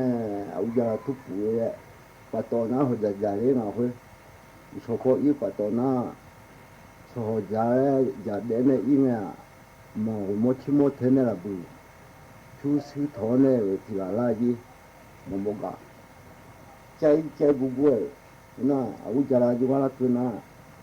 nó chỉ đây béo đấy à bố tôi chỉ đây nó đấy ông cũng này gì là bù hoa tôi cũng mình nên nhà chú sa đi sa lâu ấy thái nhà phụ khá là đấy của này gì của na à giờ chỉ năm nhà béo này tôi mà giờ chỉ bắt đầu này là đấy ayo bichu bisa thawanya men na le en yo wa abu ho ko fa chale na ko na bu de ho pa da na mo hu chone ka jo chon bo u jala ho wa jo ne mo chone chu tho chi tho jo ni mo ru tho chi tho chon ga yo ne hu chon na bu thui na ho jo ine thui na là đời này y mỗi tí cái bùa gì là bùa hoa là thu hộ y mỗi tí cái cú thương là thu hộ cú luôn như vậy ô ông giờ là bùa sinh nhà mà ông thu bùa vậy như nào thu bùa vậy nào bùa không có ủ lên na không ủ lên na ông giờ cái chỗ này chăng na ủ lên na ông giờ là một thế này một chỉ một phiếu sự cái thôn này phải ủ lên gì ông già thu phụ sinh mà này là dù phải có ăn thì ngày mà chỉ xem nói chú sĩ thọ này chỉ cái đại giang mà ông già là phải em mà gì nè cái này cũng giống mà chưa nó mà có tao phải ra ít chuyện này đặt tới nó học được khai đu ni mà chú cái này chú sĩ chỉ cái giang mà rồi các bạn mọi các phi ngang mọi các trong ngang qua nhà nó gì để hôm nay dùng gì不是，伊那不有还有哈，就不等啊，那天一天不出门，要么一天， cái phong ở đây xí tư để cho người nó không phải na chỉ cho người nó là cho cái phụ nữ cái này cho cái chú sư bà xem nga cho bà già gì nga phải là anh là bây giờ này đẹp phụ này là gì vậy đẹp phụ này nó vừa vừa nga cái đẹp phụ sẽ gì nào vừa cho thì phải cho na yo cái gì mà uống nga đi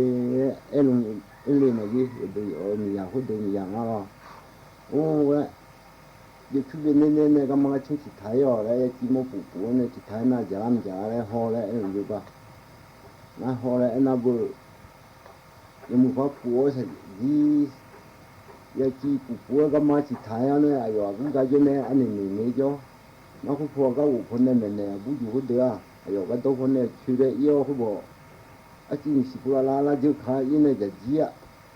chỉ phụ la này anh ấy mình phải cho chỗ cái này nhưng mà cũng cái chỗ nó giờ chỉ ngã lô đấy giờ là ngã là mới so đấy giờ là ngã đấy đừng nhiều quá u giờ mai trong ai đấy rồi số cái u chỉ thấy nhiều cái chơi rồi giờ nó hồi xí giờ ngã lô nè giờ ngã đấy thì số mà giải đồng gì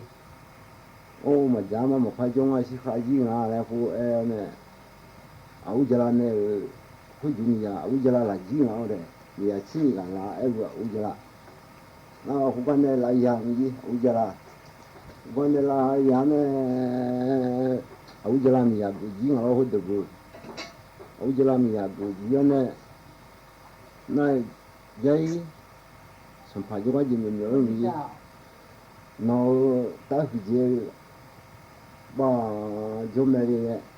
em gì sao là hồi chúng mình bây giờ sáng chế qua lại sản phẩm để tiêu thụ cho lại cái cho lại nó hàng nào bây giờ là gì qua cũng coi chúng mình qua liệu lại bây giờ thằng này nó là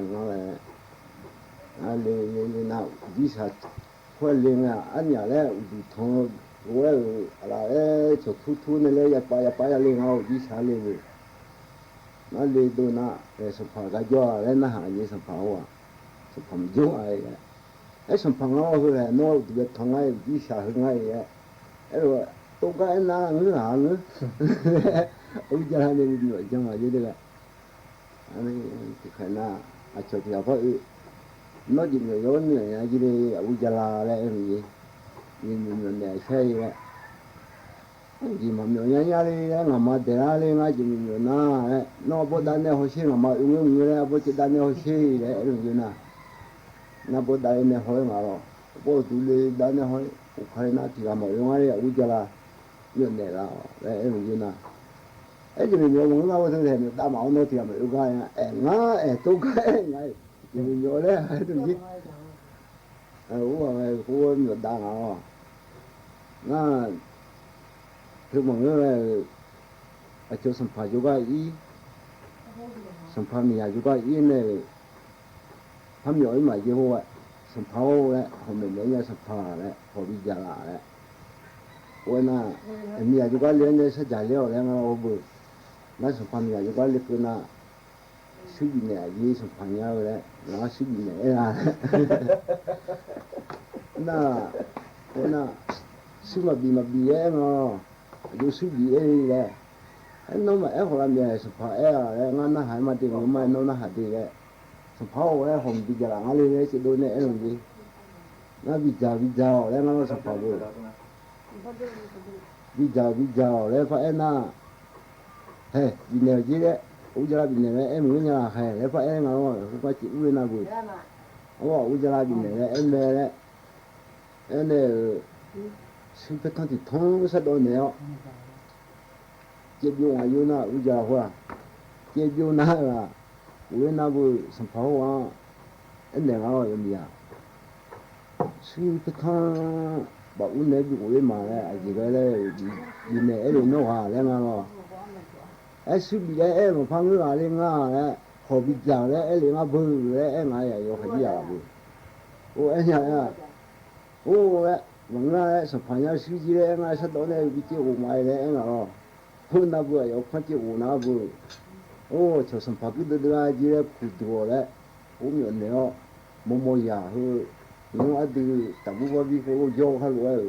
quên nào cái gì giờ ว่าจะก็อยากคุยดูไว้คุยดูห้องเนี่ยอุจจาระเนี่ยดูยาดมจีเลยยาดูเธอเลยสัมผัสยิ่งใหญ่เลยอุจจาระเนี่ยดูยาดมจีเลยอุจจาระยิ่งใหญ่สมัยนี้สัมผัสก็ยิ่งน่ารู้ที่สัมผัสก็เธออุจจาระเนี่ยยิ่งใหญ่เอาเนี่ยยาละที่เดินหน้า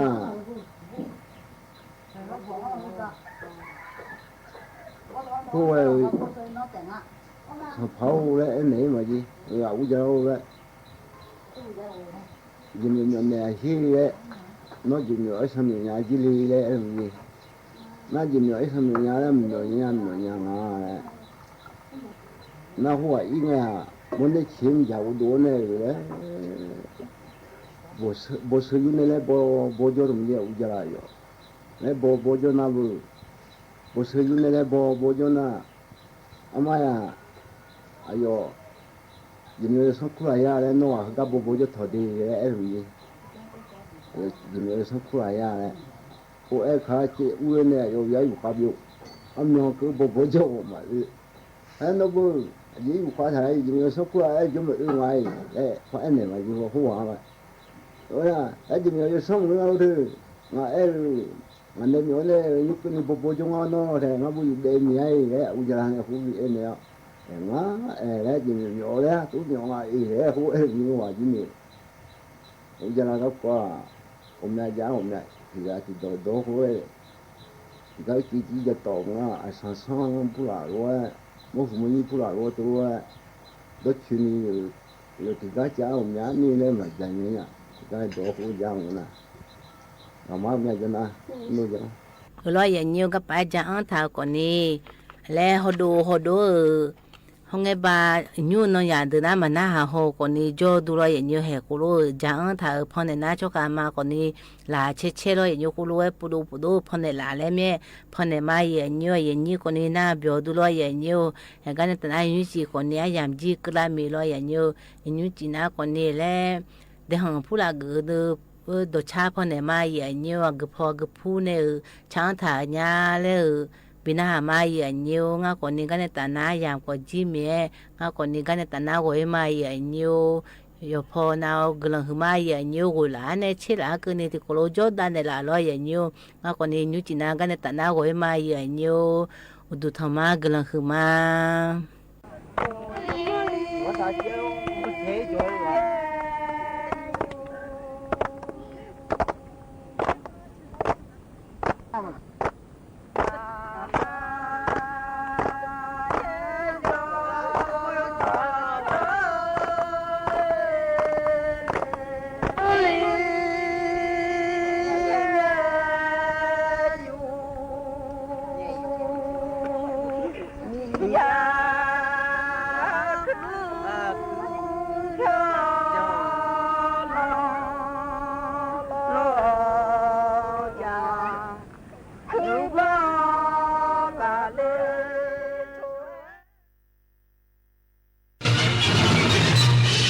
สถานีวิทยุกระจายเสียงแห่งประเทศไทยและเครือข่ายทั่วประเทศเสนอข่าวต้นชั่วโมงรู้เร็วรู้จริงเกาะติดทุกสถานการณ์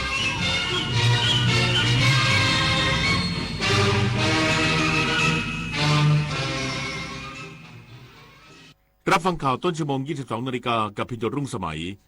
นายกรัฐมนตรีย้ำรัฐบาลดำเนินการสอบสวนกรณีการทุจริตสอบท้องถิ่นอย่างรวดเร็วและเด็ดขาดอีกสักครู่กลับมาติดตามรายละเอียดครับฟ้าสลัวมัวแสงระวีส่องนกหยุดร้องวังเวงให้เงียบเหงามองฟ้าวันนี้เป็นสีเทาอกประชาหมองเศร้าระทมสวงด้วยพระราชธิดาพระองค์ใหญ่เสด็จคันไลสู่แดนสวงเสียงร่ำไห้สะท้อนสถานสวงพระเป็นดั่งดวงใจไทยประชาไม่ว่าจะวันไหนเทศกาลอะไรเราอยากให้คุณมีความสุขกับการเดินทางอย่างปลอดภัยแค่เคารพกฎจราจรใช้รถใช้ถนนด้วยความระมัดระวังไม่ขับรถเร็วเกินกว่ากฎหมายกำหนดดื่มไม่ขับ โทรไม่ขับสวมหมวกนิรภัยคาดเข็มขัดนิรภัยและมีน้ำใจกับเพื่อนร่วมทางเพื่อลดความเสี่ยงการเกิดอุบัติเหตุทางถนนชีวิตวิถีใหม่ขับขี่อย่างปลอดภัยไร้อุบัติเหตุเห็นโฆษณานี้ไหมกู้ง่ายอนุมัติไวไม่เช็คเครดิตแถมได้เงินวันนี้เลยนะ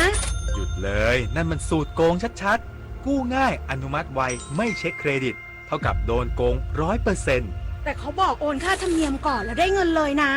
นั่นยิ่งชัดโอนก่อนเท่ากับเสียเงินฟรีมิจฉาชีพในคราบเงินกู้หลอกผ่านแอปและโซเชียลสุดท้ายไม่ได้กู้แถมเสียเงินฟรีเช็คให้ชัวร์ก่อนกู้ทุกครั้งเซฟเงินเซฟตัวเอง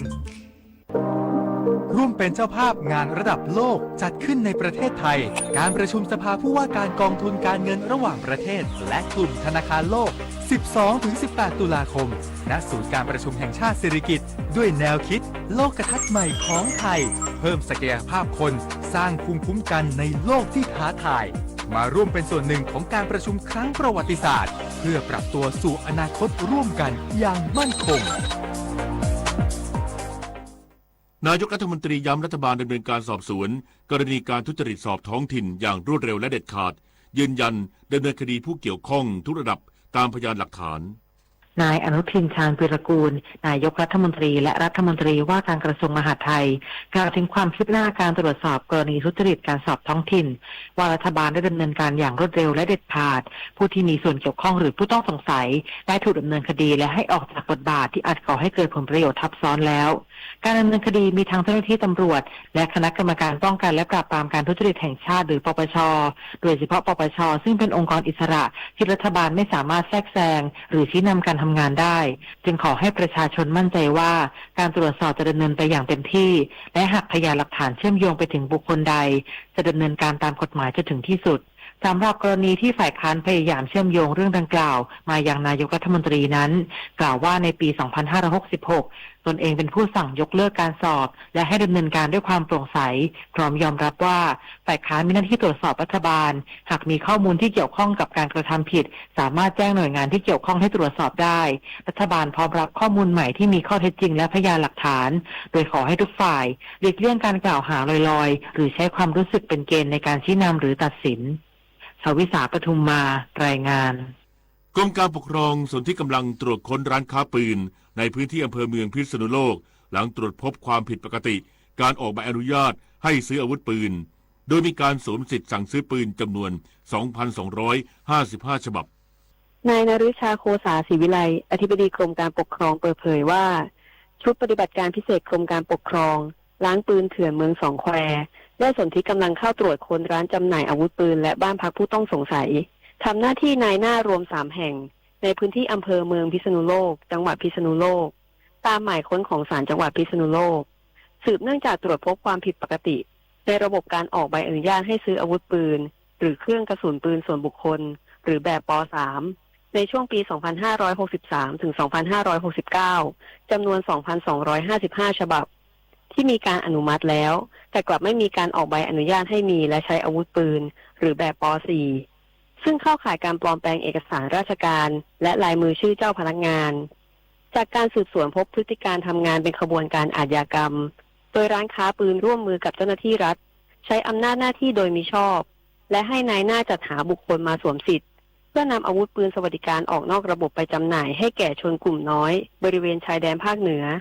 พร้อมเร่งขยายผลดำเนินคดีกับเจ้าหน้าที่รัฐและผู้เกี่ยวข้องทุกคนโดยไม่มีข้อยกเว้นหากประชาชนพบเบาะแสการกระทำผิดสามารถแจ้งได้ที่สายด่วนศูนย์ดำรงธรรมกระทรวงมหาดไทยโทร 1567 ตลอด 24 ชั่วโมงชนันชิดาสังทองรายงานอิหร่านอนุญาตให้เรือบรรทุกน้ำมันของอิรักจำนวนหนึ่งสามารถเดินเรือผ่านช่องแคบฮอร์มุซได้สำนักข่าว IRNA ของทางการอิหร่านรายงานว่าอิหร่านอนุญาตให้เรือบรรทุกน้ำมันของอิรักจำนวนหนึ่งสามารถเดินเรือผ่านช่องแคบฮอร์มุซหลังรัฐบาลอิรักยื่นคำร้องหลายครั้งและประเด็นดังกล่าวเป็นหนึ่งในข้อเรียกร้องหลักของอิรักระหว่างที่นายโมฮัมหมัดบาเกอร์กาลิบัฟประธานรัฐสภาอิหร่านเดินทางเยือนอิรักด้านประธานาธิบดีนิซาอาเมดีของอิรักยืนยันว่าในช่วงไม่กี่วันที่ผ่านมาอิหร่านได้อำนวยความสะดวกให้เรือบรรทุกน้ำมันของอิรักผ่านช่องแคบฮอร์มุซพร้อมยอมรับว่าประเด็นดังกล่าวยังคงมีความซับซ้อน ทั้งนี้อิรักเป็นหนึ่งในประเทศที่ได้รับผลกระทบมากที่สุดจากการปิดช่องแคบฮอร์มุซของอิหร่านขณะที่การเดินเรือในช่องแคบดังกล่าวยังอยู่ในระดับต่ำกว่าช่วงก่อนสงครามอย่างมากและเรือในพื้นที่ยังคงเผชิญความเสี่ยงจากการโจมตี1 คนลดน้อย100 คนลดมากรวมพลังทั้งชาติไทยไม่ขาดพลังงานจบข่าวพิญโยรุ่งสมัยอ่านและฟังข่าวครั้งต่อไปเวลา 23:00 น. ติดตามข่าวที่นำเสนอไปแล้วได้ที่ www.thainews.prd.go.th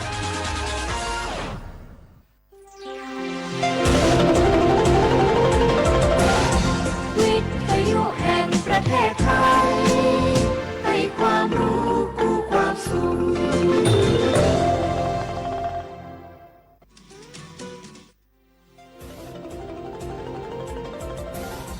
วิทยุแห่งประเทศไทยให้ความรู้คู่ความสุข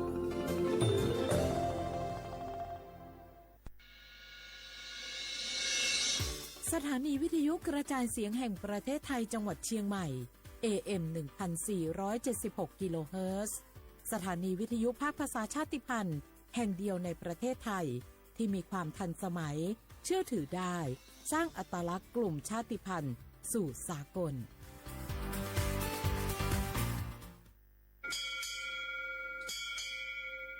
โอโบดะจ้า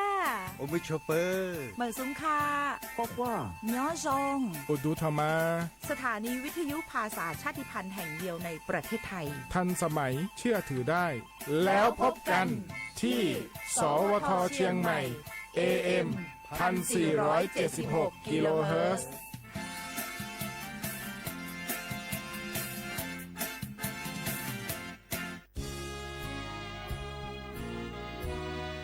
พระบารมีปกเกล้าเพื่อปวงชนชาวไทยจากพระราชกรณียกิจนานับประการที่พระบาทสมเด็จพระเจ้าอยู่หัวและพระบรมวงศานุวงศ์ทรงทุ่มเทพระวรกายทรงงานอย่างไม่เหน็ดเหนื่อยเพื่อประโยชน์สุขของประสบนิกรจากโครงการหลวงสู่การพัฒนาแหล่งน้ำส่งเสริมการศึกษาและด้านสาธารณสุขที่มุ่งเน้นการพึ่งพาตนเองและการพัฒนาอย่างยั่งยืนทุกย่างพระบาทคือการทรงงานทุกพระราชดำริคือพลังแห่งการพัฒนาเพราะประชาชนคือหัวใจของแผ่นดินร่วมเสริมสร้างความรักในสถาบันหลักของชาติโดยสำนักงานประชาสัมพันธ์ที่ 3 กรมประชาสัมพันธ์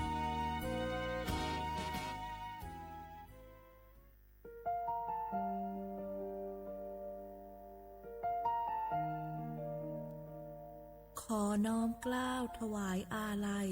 สมเด็จพระพันปีหลวงพระแม่แห่งแผ่นดินผู้ทรงเมตตาเหนือเกล้าขอพระองค์เสด็จสู่สวรรคาลัย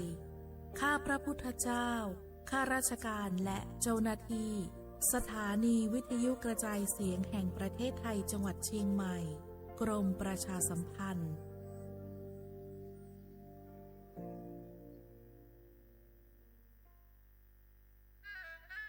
กราบก้มบังคมบาทปิยราชธิดาพระเสด็จสู่ฟ้าปวงประชาร่ำให้ครวญนานาพระกรณียกิจในดวงจิตทวินหวนทุกเราเศร้าในสวงพระคือดวงใจไทยสารคดีแสงเพชรส่องล่าเจ้าฟ้าพัชรกิติยาภาตอนเพื่อสิทธิสตรีสู่เวทีโลกพระปรีชาสามารถของสมเด็จพระเจ้าลูกเธอเจ้าฟ้าพัชรกิติยาภานเรนทิราเทพยวดีกรมหลวงราชสารินีสิริพัฒน์มหาวชรราชธิดาเป็นที่ประจักษ์ในระดับนานาชาติพระองค์ทรงเป็นทูตสันทวไมตรีของ UN Women ในการส่งเสริมความเสมอภาคระหว่างเพศและคุ้มครองสิทธิสตรีทรงเป็นตัวแทนของประเทศไทยในการประชุมระดับโลกหลายครั้งเพื่อนำเสนอแนวคิดและผลงานที่ประสบความสำเร็จในการพัฒนาคุณภาพชีวิตของสตรี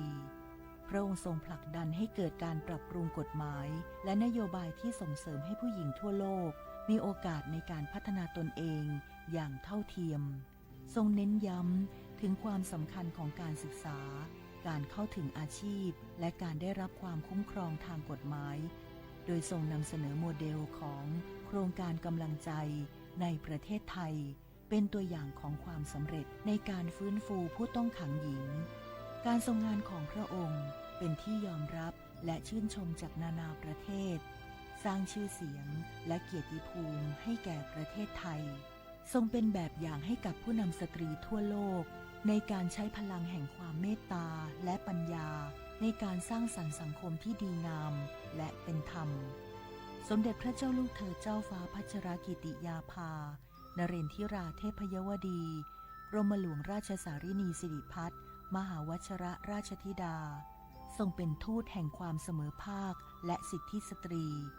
ขอพระเกียรติยศของพระองค์สถิตอยู่ในใจของประสบกนิกรไทยตลอดชั่วกาลนาน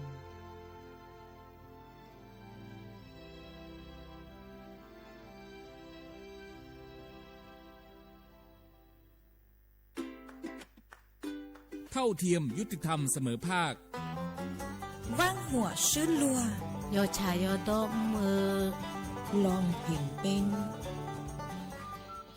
ประเทศไทยเป็นสังคมที่มีความหลากหลายทางชาติพันธุ์แต่ละกลุ่มมีภาษาวัฒนธรรมและวิถีชีวิตที่เป็นเอกลักษณ์ซึ่งล้วนเป็นคุณค่าที่ควรได้รับการคุ้มครองพระราชบัญญัติคุ้มครองและส่งเสริมวิถีชีวิตกลุ่มชาติพันธุ์มีเป้าหมายเพื่อคุ้มครองสิทธิและศักดิ์ศรีของกลุ่มชาติพันธุ์ส่งเสริมการรักษาอัตลักษณ์ภาษาวัฒนธรรมและภูมิปัญญาท้องถิ่นพร้อมทั้งป้องกันการเลือกปฏิบัติและสนับสนุนการมีส่วนร่วมในการพัฒนาสังคมอย่างเท่าเทียมกฎหมายฉบับนี้มุ่งสร้างความเข้าใจเคารพในความแตกต่างและส่งเสริมการอยู่ร่วมกันบนพื้นฐานของความเสมอภาคเพื่อให้ความหลากหลายทางวัฒนธรรมเป็นพลังในการพัฒนาประเทศอย่างยั่งยืนดื้อหยอบผักแก้หล่อซาแต่ผัดโดผัดชิหล่อซาบาที่วิจวิอพอลโลอาเชื่อที่เลี้ยงโงประสานสืบค้นติดตามข้อมูลเพิ่มเติมที่ศูนย์มนุษยวิทยาสิรินธรองค์การมหาชนกระทรวงวัฒนธรรม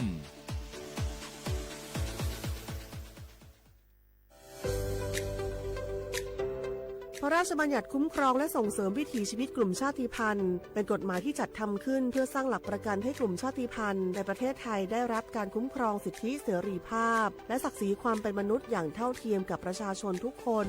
โดยมุ่งส่งเสริมให้กลุ่มชาติพันธุ์สามารถดำรงรักษาอัตลักษณ์ภาษาวัฒนธรรมภูมิปัญญาท้องถิ่นและวิถีชีวิตที่สืบทอดกันมาได้ภายใต้กรอบของรัฐธรรมนูญและกฎหมายของประเทศโดยนางสาวสบิดาไทยเศรษฐ์รัฐมนตรีว่าการกระทรวงวัฒนธรรมกล่าวว่ากฎหมายฉบับนี้สะท้อนให้เห็นถึงความสำคัญของความหลากหลายทางวัฒนธรรมซึ่งถือเป็นรากฐานสำคัญของสังคมไทยการที่เรามีพรบออกมาคุ้มครองเมื่อวันที่ 18 กันยายนนะคะปี 2568 ก็ถือว่าเป็นอีกก้าวหนึ่งนะคะถือว่าเป็นก้าวแรกที่จะเป็นการไม่ใช่แค่คุ้มครองวิถีชีวิตชาติพันธุ์แต่ว่าคุ้มครองความหลากหลายทางวัฒนธรรมซึ่งจะทำยังไงให้ทุกท่านนี้สามารถอยู่ร่วมกันในสังคมได้อย่างเท่าเทียมโดยคำนึงถึงศักดิ์ศรีความเป็นมนุษย์ก็ถือว่าจะมีอีกหนึ่งเครื่องมือในการที่จะปกป้องสิทธิต่างๆและทำให้ทุกท่านนั้นสามารถเข้าถึงสิทธิขั้นพื้นฐานประเทศไทยเป็นสังคมที่ประกอบด้วยประชาชนจากหลากหลายกลุ่มชาติพันธุ์เช่นกะเหรี่ยงม้งลาหูลีซูอาคาและอีกหลายกลุ่มที่มีประวัติศาสตร์ภาษาและวัฒนธรรมเป็นเอกลักษณ์ในอดีตกลุ่มชาติพันธุ์จำนวนไม่น้อยประสบปัญหาการเข้าถึงสิทธิขั้นพื้นฐานการเลือกปฏิบัติหรือข้อจำกัดในการดำรงวิถีชีวิตดั้งเดิมกฎหมายฉบับนี้จึงมีเป้าหมายในการสร้างกลไกที่ช่วยลดความเหลื่อมล้ำส่งเสริมการมีส่วนร่วมและเปิดโอกาสให้กลุ่มชาติพันธุ์มีบทบาทในการกำหนดแนวทางการพัฒนาที่สอดคล้องกับบริบทของตนเองสาระสำคัญของพระราชบัญญัติประกอบด้วยการคุ้มครองสิทธิของกลุ่มชาติพันธุ์ในการรักษาและสืบทอดภาษาประเพณีศิลปะวัฒนธรรมความเชื่อและภูมิปัญญาท้องถิ่นการส่งเสริมการศึกษาที่คำนึงถึงอัตลักษณ์ทางวัฒนธรรมการป้องกันการเลือกปฏิบัติด้วยเหตุแห่งความเป็นกลุ่มชาติพันธุ์ตลอดจนการจัดตั้งคณะกรรมการและกลไกต่างๆเพื่อกำหนดนโยบายติดตามผลและประสานความร่วมมือระหว่างหน่วยงานของรัฐองค์กรปกครอง องส่วนท้องถิ่นภาคประชาชนและผู้แทนกลุ่มชาติพันธุ์นอกจากนี้ยังเปิดโอกาสให้มีการกำหนดพื้นที่คุ้มครองวิถีชีวิตกลุ่มชาติพันธุ์ในบางพื้นที่เพื่อสนับสนุนการอนุรักษ์วิถีชีวิตและการจัดการทรัพยากรตามหลักเกณฑ์ที่กฎหมายกำหนดประโยชน์ของกฎหมายฉบับนี้คือการสร้างความเสมอภาคและลดการเลือกปฏิบัติในสังคมส่งเสริมการอนุรักษ์ความหลากหลายทางวัฒนธรรมและสนับสนุนให้ภูมิปัญญาท้องถิ่นได้รับการสืบทอดสู่คนรุ่นใหม่นอกจากนี้การมีส่วนร่วมของกลุ่มชาติพันธุ์ในการกำหนดนโยบายและการพัฒนาพื้นที่ยังช่วยให้การดำเนินงานของภาครัฐมีความเหมาะสมกับบริบทของแต่ละชุมชนมากยิ่งขึ้นส่งผลให้เกิดการพัฒนาที่สมดุลและยั่งยืนทั้งในด้านเศรษฐกิจสังคมและสิ่งแวดล้อมนำไปสู่สังคมที่เปิดกว้างมีความเข้าใจซึ่งกันและกันและเคารพความแตกต่างของทุกกลุ่มคนอย่างยั่งยืนสนับสนุนโดยศูนย์มนุษยวิทยาสิริธรองค์การมหาชนกระทรวงวัฒนธรรม www.sac.or.th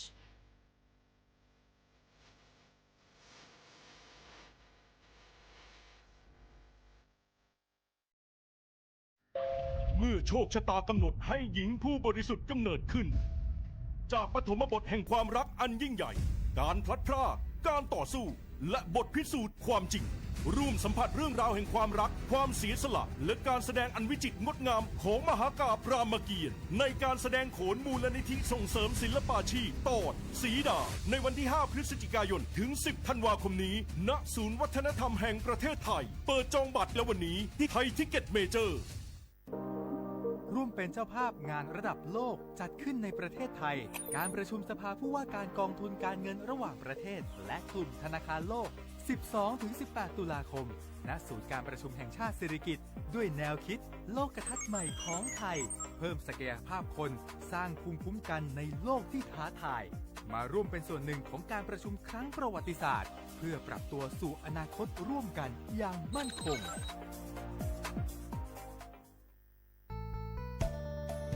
สถานีวิทยุกระจายเสียงแห่งประเทศไทยจังหวัดเชียงใหม่กรมประชาสัมพันธ์ประกาศรับสมัครบุคคลเป็นลูกจ้างเหมาบริการตำแหน่งพนักงานกระจายเสียงภาษาเมียนจำนวน1 อัตราเพื่อเป็นตัวแทนนำข่าวสารร่วมพัฒนาคุณภาพชีวิตชาวเมียนและเผยแพร่วัฒนธรรมท้องถิ่นให้เป็นที่รู้จักผู้สนใจยื่นใบสมัครด้วยตนเองได้ที่งานธุรการสถานีวิทยุกระจายเสียงแห่งประเทศไทยจังหวัดเชียงใหม่ตำบลช้างคลานอำเภอเมืองจังหวัดเชียงใหม่ตั้งแต่บัดนี้เป็นต้นไปสอบถามข้อมูลเพิ่มเติมได้ที่ 053-276-068 ในวันและเวลาราชการมังเลี้ยวเอาเก่งเศร้าก็เจ็บป่วยฉุกเฉินวิกฤตอันตรายถึงชีวิตคนไทยทุกคนใช้สิทธิเจ็บป่วยฉุกเฉินวิกฤตเข้ารักษาโรงพยาบาลใกล้ที่สุดได้ทันทีไม่เกิน72ชั่วโมงตามนโยบายรัฐบาลให้ความคุ้มครองสอบถามเพิ่มเติมสายด่วนสปสช1330ตลอด24ชั่วโมงพี่น้องเขาสนใจใครปืนเผาผ่านตั้งห้องปล่อยเสียงสวทเก้งใหม่ปั่นตั้งหูห่มปาดังมีดังซื้อถ่อมแจ้งแล้งหลีกว่าไก่ในปืนตีเจดอนเก้งใหม่กับสืบมาเลยดีสวทเก้งใหม่หมายฟ้น053-276-068และ092-246-8579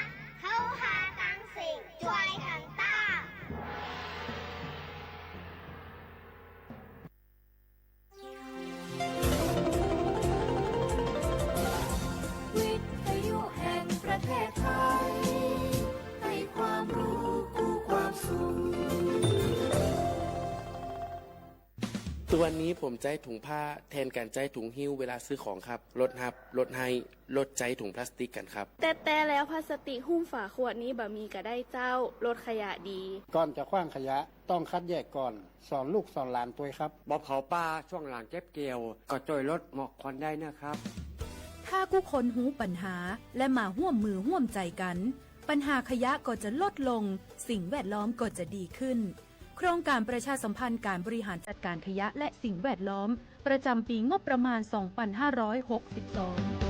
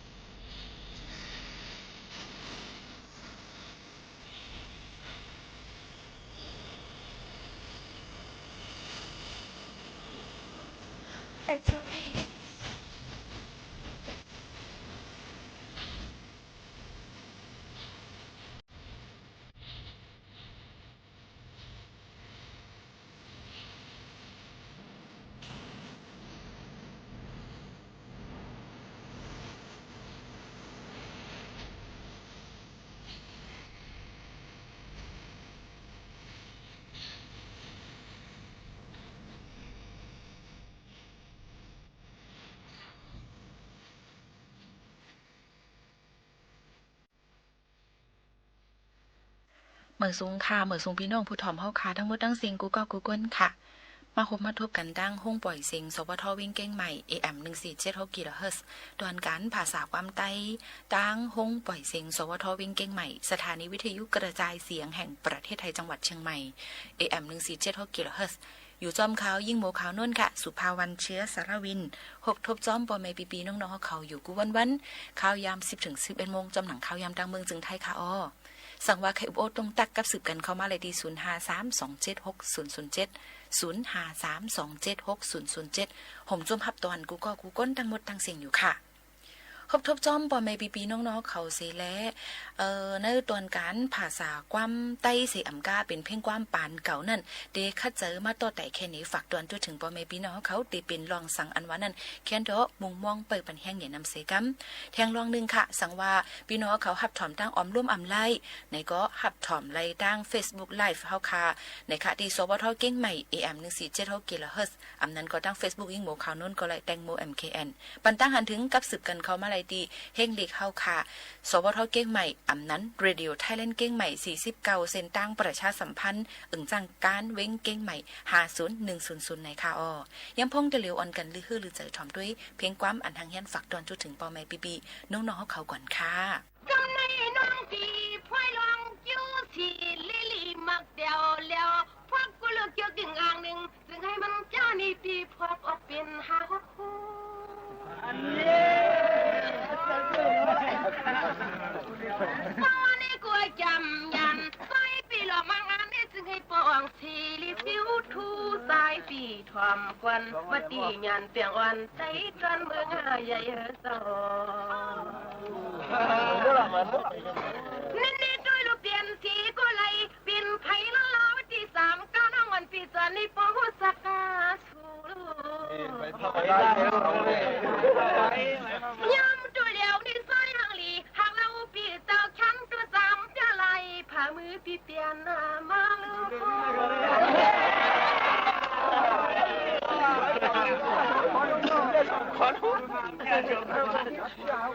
ถ้ามันน้องอ่อนปีจำลัดจูที่สัวย่อยปวนปอมปอกไว้ซาหิวใจปีหลวงก็ซุ่มหน้าจอนปีลูนอที่เปิ้นน้องอะไรคำบุญกันหนึ่งเน่เลี้ยวควันคำคุณลองซุ่มอาลุงน้องยิงปิดที่คำตาวันนั้นใจที่จอมเช้าเลยวันที่ช่วงเราเลยการคนข่าวออกาตินกากาน้องเฮาจำติดทุกนุ่มคุยกากว่ามันน้องยิงปีหมวกแค่ดิ้นลำปล่อยปันปีดกซุ่มรู้ไม่ข้าวปล่อยเมียงอะไรปันปีมือเปียงตังเตียงตังตัวเอาในนี่ละดินชูชวนเราเลยกันงาโมจังที่ปีเจอส่องนางอโลสิสันตาใส่ปีหลวงกูคิงคาต้องมัดหมายห้ามผู้จีสายปีเจอซึ่งให้อ่องเมียงยันเตียงวันตรางหน้าโอ้ยคุณเนื้อเศร้าสวัสดีกูลีลีกว้างเอาสุดเขาเปลี่ยนใจหลวงตาวัดที่พากงผมลำมันตานในปีปนันเด้อช่างเสียมันคือเขาที่หัดที่ว่าที่นิ่มปึงมีเปึงอามีนี่ตัวลูกเปียนี้ก็อยากว่านาชีขานแล้วพอมีชีปวดใจไปเจอไปคอยอยู่มานยาชีขันยิ่งน้องติดทุกปะลางชูกว่า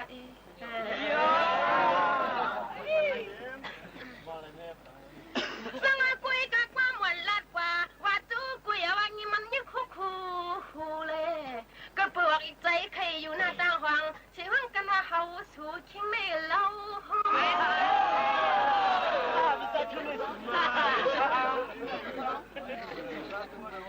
สังลัดกว่าว่าจูที่สุกวยแกลียงันว่าคนล้มเขาปักเขาก็มาสู่เพียวตอนมึงไก่ก็สังว่าตัวluเหมือนน้องกว่าน้ำหลังที่เขาก็ทำข่าวไต้ตอนเมืองใหญ่ใจเปี่ยมเพียวมาสังว่าน้องอันพี่บอกลัดจูที่อ้อยทางนี้จอหมอพิทุนหมอสางป้อมจ้าพากายตันก้นหางลีหางเราหยันเปียงวันจึงสร้างยันเปียตั้งลูกมีสู่นอเจ้า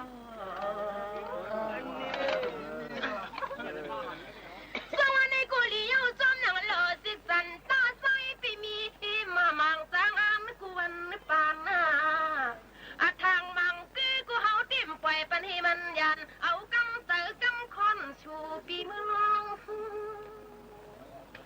ขวบมือพี่เศร้าป่าจอตรงเสจกชอกวังก็ไร้กว่าใจทางคุณปีจึงให้มือกว่ามานเมียนมันนกอูตวงฟังมือเดี๋ยวนี้ยังน้องสุดเติงปันซึ่งมิวในนะกุยกะความมังกะไทยปุริเปลี่ยนกะจี้มันอย่าทวมฟังให้ในใจเอามือพุกได้ลองสั่งปีขึ้นไม่โทนะข้ามันนั่งอ่อนปีหมอกลัดจูที่สุดทางตอนหมูโคงามอยู่สายปีกว่าตอมิวซึ่งกว่าซื้อให้ปูปีกินปืนต่างฟังนะเจ้าสังว่าด้วยลูกความมันมีหมอเจ้าความให้มันนำเมามางนอเสียพางอันสุดตรังซึ่งให้กอดซึ่งให้ปอดีเปลี่ยนมาเปลี่ยนนามากุยกะลองกินในปอยก็ทางตัวนี้ปีซึ่งให้ผู้เลยเปลี่ยนตัวในใจปอมือเลี้ยงตางลูกเมย์อ่อนชูปีมึงใหญ่นะนี่จนตาไผ่ชูควันเล่าดีนาปวดไปคิวไหลอันตะเน่าดีนาความปุริตางอยู่ไกลตุยไกลตุยสังนักอ่อนปีจำหลัดจูที่สู่เพื่อนปีอิงเช้าหน้านอนเราพังความห้อยแต่อิงน้องนางสามละ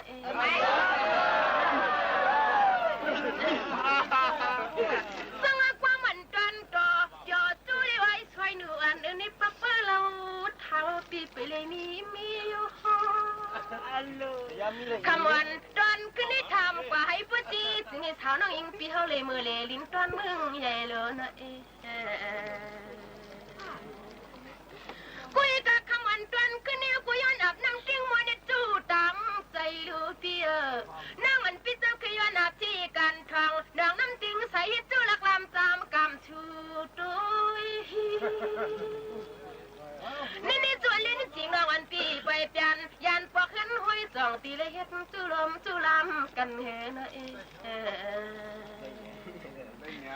นี่ปวนเมืองเลี้ยงเบียงบางตั้งไอ้ตั้งยิงตั้งสายเปิ่นยันปอกตั้งหลังเอาไว้ปั่นปีตั้งเก่าดอกกันตุยนกกันตุยสองตีปีเจ้าปีขอลาชีชาวันแล้วความหอมห้อยทำต้องด้วยสะพอสูเลยนะสังว่าจนตาพายันตั้งเอาที่น่าหล่อมชุดน้าในที่งามปล่อยปลุตังกันแค่บอกลองฟงไปกะลำสันอันตีเหินตีตอนไข่ตอนหูเด็ดจินเจอขอบละลาสังว่าก็เป็นนางวันปีเจ้าปีเสนียนนาชีชันโมคงอาปาติว่าเจอเยอะเขาปีน้องเจ้าตาหน้าในโกติอำทางมังกือเจ้าไว้คุณเนื้อเจ้าอัลโลมือเจ้ากิชูเลยสังเอาที่ทำชูจำตัวเลยมวยกิ่งฟ้าลงอ่อนน้าลูกยิงปืนสามมันมาหึงอันนี้ซอยปีเพียวที่ป่วยนี่พูดจะไหลมือไหลวันสังอันนี้กุลียังป่วยกุฏิว่าเห็นปีเจ้าปีเนี่ยหาเปียงกินเปิ้นตั้งตั้มจึงให้พ่อให้อ่างซาปฏิเสธแขวันสาวน้องเขาละสู้เนอะวันดีน้องนะนี่ด้วยลูกเงินไหวสวยมันชอบปันน้องมาวันดีลังฟ้าลูกข้าเจ้าจำจังหวัดห้องตรังเลืองเปียยังด้วยหน้าวันห้างปูปังเชิงอันนี้เราวันเราเกินไฟปีมาเราห้องจังว่ายังกว่าขาแล้วกว่าใจห้างนี้ปีเจ้าทั้งปีมาถูกแต่เฮาทั้งเจ้านางเลยล้นความหัตติวัตินี่มีโลมิวทั้งเส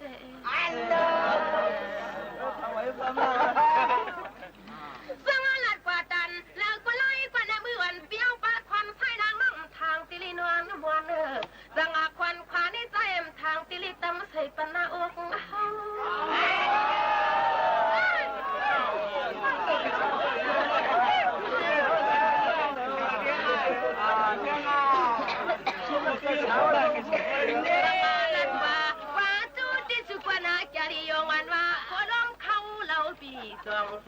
ด้วยลูนางเลยหันแก้มตั้งปีปันเคยจับยองซ้อมกอบสูปีใจตอนเมืองใหญ่นอนสังวัดด้วยลูกกับปืนนางวันปีนี้ฮักตีฮักเดอฮักอเมือมใจ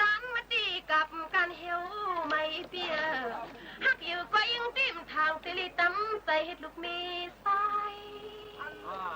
นี่ลัดป่าดันเลิกปลาไหลปลาดอทางตอนมาสร้างบ้างพอเต็มทางตีเลยไม่พาไม่ห่วงควบกันอย่า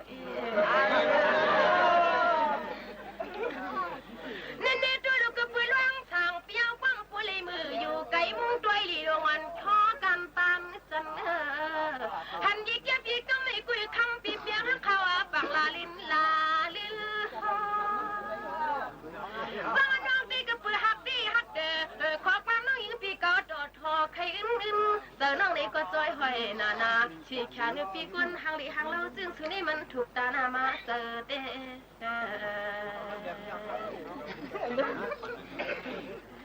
สวัสดีกุลาดีชูเลี้ยงเอาไว้เลี้ยงแกงอ่อนช่อเขียวไหลไอ้เปียสองตีกึ่งตันเลี้ยงเฮาไหลละปวดปลายเขียวไหลยิงน้องทามาดังกุยกัดจินซาลีกูขี่ไว้หลังกูกวางไว้ลิ้นหน้าปมกึ่งตันตีเลี้ยงเฮามีหมอกฟังใส่เกาเตอเกาเนื้อเลยนั่นเดลันดิจูจ้องเล่าเลยไว้ปวดไปเขียวไหลถือตัวนี้นางกอลีจูสุดที่ลังทางปีปุริมือสามตินตัวนักความมูคือของเต้าจิงเปิ่นมารยาการยันนางความปุริตางจวนเงินในมีหนังในกล้วยขาวเสียงเก๋มากเป็นในมันอยู่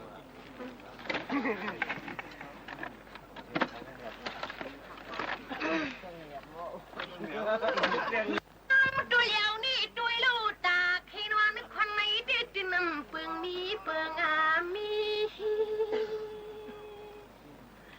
นี่ตัวลูกก็ปีนนิบยอเนี่ยนามีอลินตอนจีชีตัวก็เลยก็ปเปหัวใครต่อลมต้องเกียนหายเดียวกุยกับความสั่งมันกะจี้เมียงให้ปุริมกไม่อันนี้กุยกับเพยก็น้อยอยากปีลืมปีบางอันนี้ก็ตีขวัญหยดฟังที่ร้องสั่งปีตวงกึมนักกะลอยปีใสที่ทางปัดตันมึงสั่งสวัสดีที่ฟังเสียตานะความไม่คุยติบคุยเปี้ยวเตี้ยวความมันนางน้องยามานันนาเปี้ยหมอกลงปงต้านกันลันสันเชียงน้องมืออยู่ในกูคำอยากปีลืมหน้าสวยปีลืมสวัสดีวันปีลัดกว่าดันเลิกวันไล่กว่านาทางตอนขอความหึ้งเงินจัดงวยรอจังปอเนื้อเปียวติดติ้นละทำปอเงาก็กวนเหลว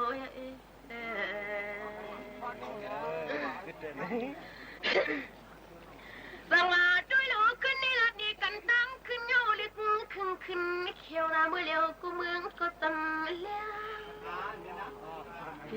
นี่ด้วยลูกลาดกว่าว่าจูที่สู้ควาริโยนว่าคนเชียงเผยก็ดันปองอันนี้นางก็ปานทางปุกเคยจับยองควางเปื้อคือนอนในใจนอจอสวัสดีก็ด้วยลูกคำผูกกึดกวันเชียงขาน้องขาลูกขาลังจังขึ้นไม่ไปขับเมื่อคืน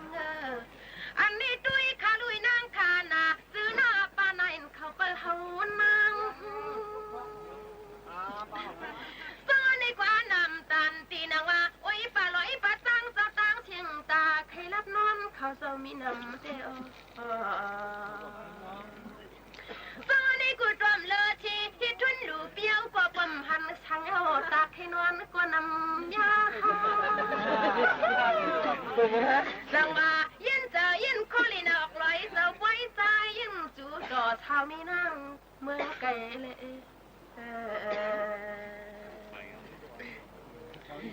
จังว่าจินซาจิกุยกว่าเลยอ้อยปีปุ่นไหนยิ่งที่ติดสังคือจึงหือมือกุยกะฮักนาจันแล้วปอมเลยยิงเตะแล้วปังโตครึ่งนึงคือเอาฮักเผยกลมทางตีเลยเฮ็ดเจ้าคำผู้นอเจ้าแต่ว่าพวกเบียนที่คนเล่าพี่นางวันสามิจีสีในนางเกียนดิโกโนจ้องหวำจึกเท้ามีเต้ยตรงไก่วอยสวัสดีกันตั้ง มเลยมีก็ยังเหนียวรวมตุ้ยอายว่าเขาอาย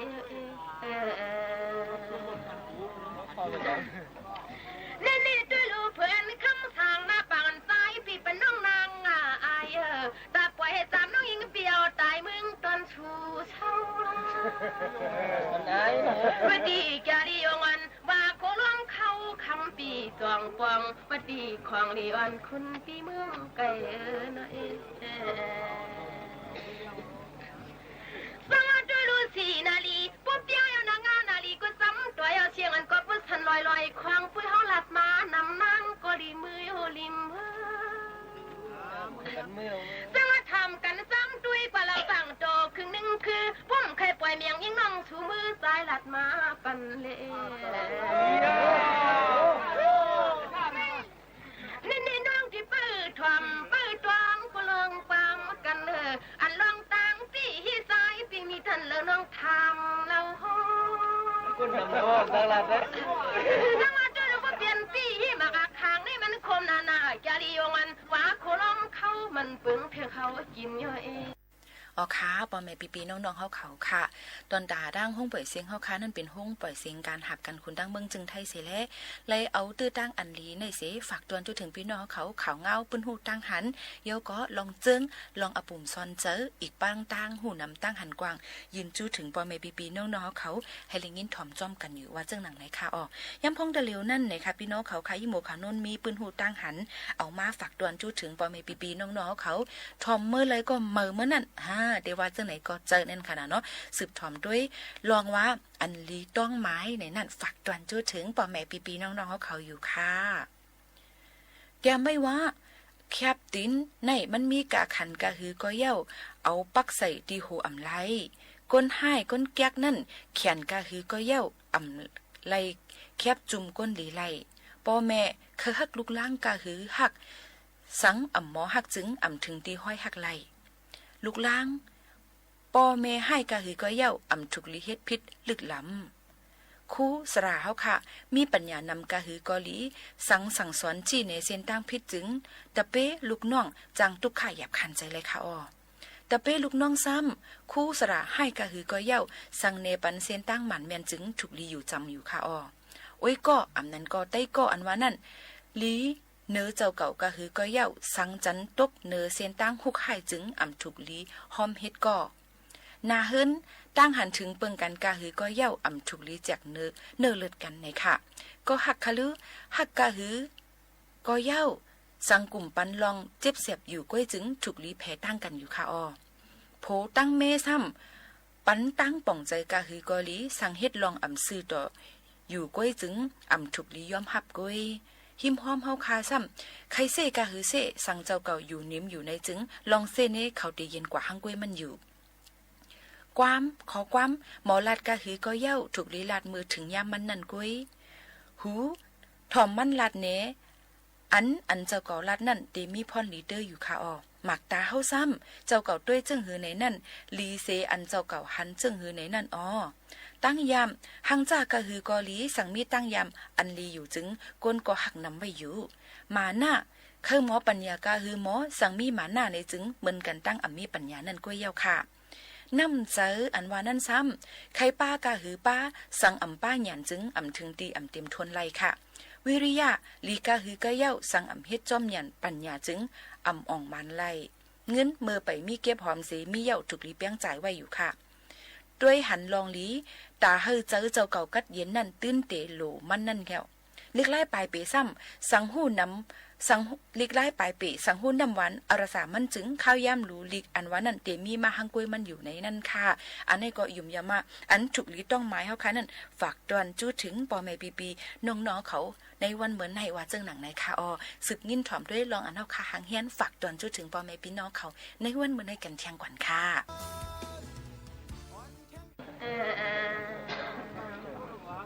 คุยกันน้องทางพี่เฮ็ดนางใจน้ำจึงพึ่งตาเมียงเป็นลูกลุงหินด้วยยามมือเลี้ยงนี่เปลี่ยนกินยาวเล่าหางลีเปียเจ้าห่มเปลี่ยนเช้าเปลี่ยนนาเช้านี่ด้วยลูกหันยาวสีจังสีขานำทานว่าโคลงเข้าติ่มเคยล อยขอที่สั่งเฮ็ดคือนอนนะเอสังด้วยดูดวนตาพอยันตั้งเอาได้คำความควรเล่าปีลัดคือมั่งยิงปิ่มตลอดนะสิทงเพียงหน้ากว่าเมื่อสามันน้องยิงเปียงลัดความเลียนในกูคำเอาน้องตลอดนะสิทงป่า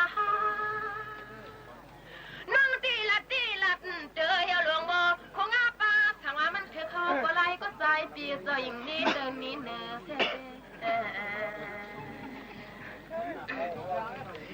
สวัสดีกว่าดันเลยก็ไล่ก็ให้ปวดไปเขียวไล่เธออันนี้ตาให้น้องคนไหนน้องเอาก้อยเกี่ยนน้ำยาสังดันยาก็เหี่ยวหลวงบ่คงอาป้าย้อนนับข้างไอเย่วันสู้เศร้าเสียเลยเลยยันอยู่สวัสดีกูคำกังทางคำปีปนลงคำปิ่มเคยปล่อยเมียงปันน้องนาง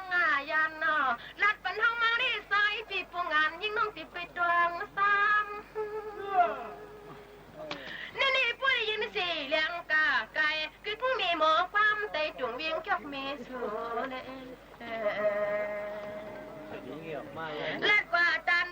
อย่าก็ให้พี่บอกเลยล้มปิวออกปักมือเป็นต่างซื้อสุปีมังซานี่ด้วยลุลาป้าสีขาที่นางว่าเหี่ยวลงโมคงอาป้าด้วยกำกวนมันน่าถูกตาหน้ามาเลือดอกสังนอโตกุนดำนาคุยกันลัดกว่าตันอยู่คุยกันในกวนฟ้าอ้อยปีปูในสาวน้องย้อนสังวาลัดกว่าว่าสู้ที่สู้ก็มันดำนาแล้วความกลมชอตัวนี้นางก็ตันอยู่สู้เฮาจำความความเท่ากว่านี้ลิลีกว้าง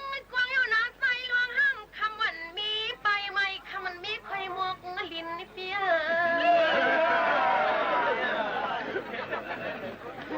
สังวาด้วยลูสู้พวกวันก็ไปใช้เมียงก็ปริสากินทั้งปีนั้นมา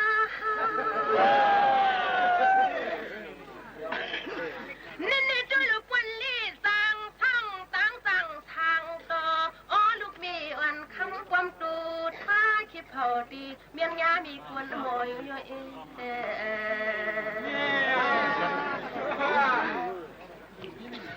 สละกุยนาพาทาซึ่งเฮาในความปิ่มพวกลงปิดไตเนื้อลงนอวัดดีปวดไปเขี้ยวไรถือสูตีเปลี่ยนปีแล้วยังเล่ากุยกายุอยากขอความซึ่งใจนี่ว่ามันเปลืองทานพุทธูใส่จิกุนจางเลยอุ้ยคุณเนื้อเอง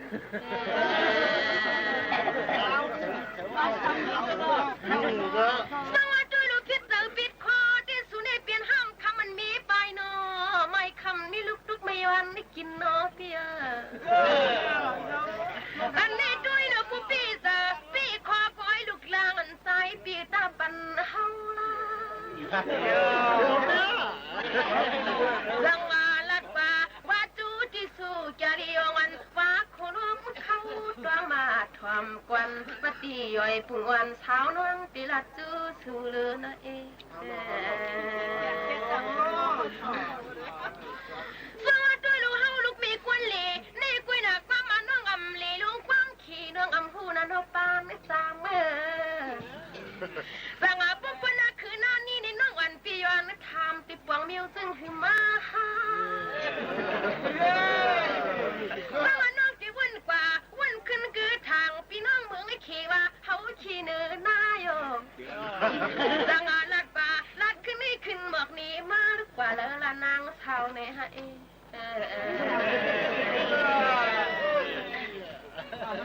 สังอาทำกันซ้ำตัวเลี้ยไว้กันคนข่าว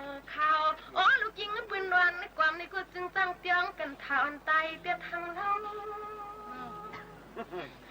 สังอาด้วยลูกกู้โชจัดกวนวันหลังปีกว่าทำเฮ็ดไรตั้งปืนมาหน้างานเปียงอันว่าคุณน้องเขาเปลี่ยนในเกียงซึ่งหนึ่งไอ้ลูกเมียวัน วัน สุธีโพลิเตียงคอยไว้ใจเนาะเจ้า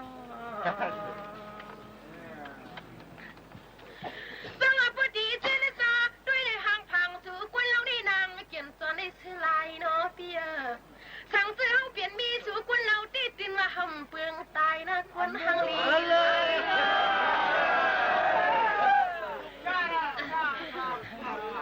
จังว่าลัดฟ้าว่าจูที่ชูจอรีมาวันคำก็หมอเก้ากุยไก่สองเตะถึกตังกันเฮือละเองนี่ตัวลูกพี่เจ้าเศร้าสีเมืองเลยตาไทยจนวันวันความคนเล่าลิจำเป้าน้องวันเปลี่ยนทางเมื่ออันนี้กุยกระใจปิดดวงหน้าลองอาทางหมอเก้า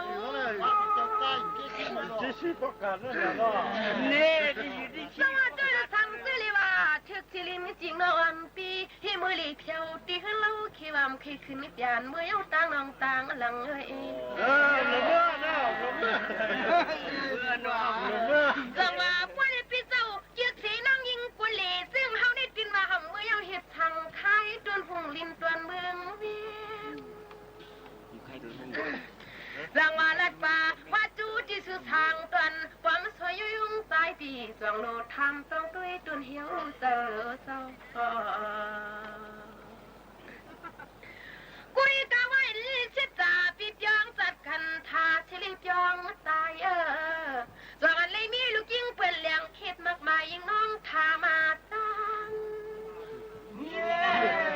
นี่ควันกำชุนมวนต่อเพื่อเขาเล็กนางเมียงสามน้ำคำปีความกวนเพื่อกวนนาลีนะสวัสดีลูกน้องกูกระเปื่อยอยู่ยาซื้อคือภาษาน้องเฮากูเปลี่ยนเพียงไตเนอปอกวันเท้ายิงน้องเท้าตอนเมืองที่หือลอยสวัสดีลูกเปียปีกว่านะเมื่อไก่ปีไก่พ่นมอที่เราบังพังซอยน้องเพียวหัดเมืองน้ำคำน้ำมั่มลอยปึงมือเลอนะสวัสดีลูกทะเนเมืองเขทุ่งตรงจันตุกไก่ในกุศลน้องยิงเตียวกว่าเพียวมาเพียวมากุยหนักกว่าไม่ขี่น้องยิงปีอำเลสีคอล่าล่านี่มันหังหยับหน้ากลางวังในจันนอน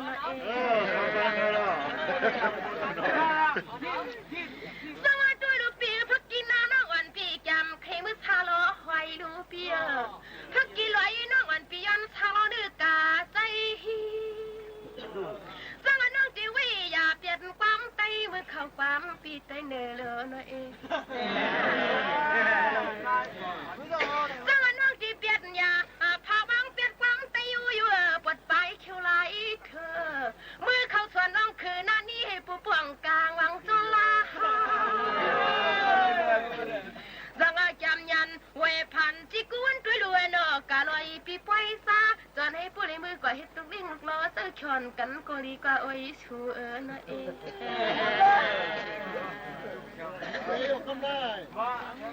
สวัสดีลูกเจนจ้าจิกูความปวงน้อปีไอ้คุณคิงคาเมื่ออย่างนี้นางก็จังลีทบจุนพังหังลีหังเล่าปีมาถูกเจอเฮาจังมาลัดว่าตัดเลิกปะไลก็อีกอย่าว่าโคล้มเข้าเตี้ยมทางปังอันกวนหังลีหังเล่าซึ่งสื่อในเคเผาปุริมีก็มักหมายอยู่จังมาด้วยลูกปีเจ้าเศร้าสียืนเซกีด้วยลูกเงินสู่มีสีหิมไหลตาใส่จนเงินนักวันปีย้อนเลยมือทวงจังงานกันวันนวลในความสว่างอ้อมือผูกได้เลี้ยงฝั่งนางน้องติมมือหน้าติมมือจังป่วยปีเจ้าเพิ่งเปลี่ยนตั้งฮักนางลีมันโตครึ่งหนึ่งคือเอาคำจอมคำขึ้นในกำเดียวไป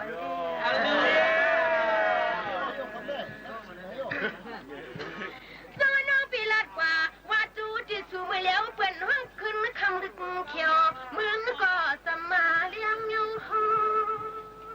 ว่าดีทางตอนว่าโคล้วงเชียงคำปีจวงปวงอันตอนห้องที่เหมือนยังกวนยอมฟังไว้เฮ็ดใน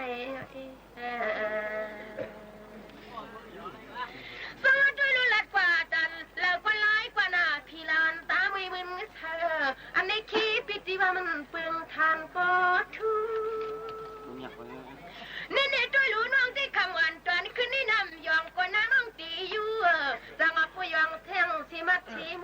หับครูเรียนจอมปีลาวยังเตียงหมูอยู่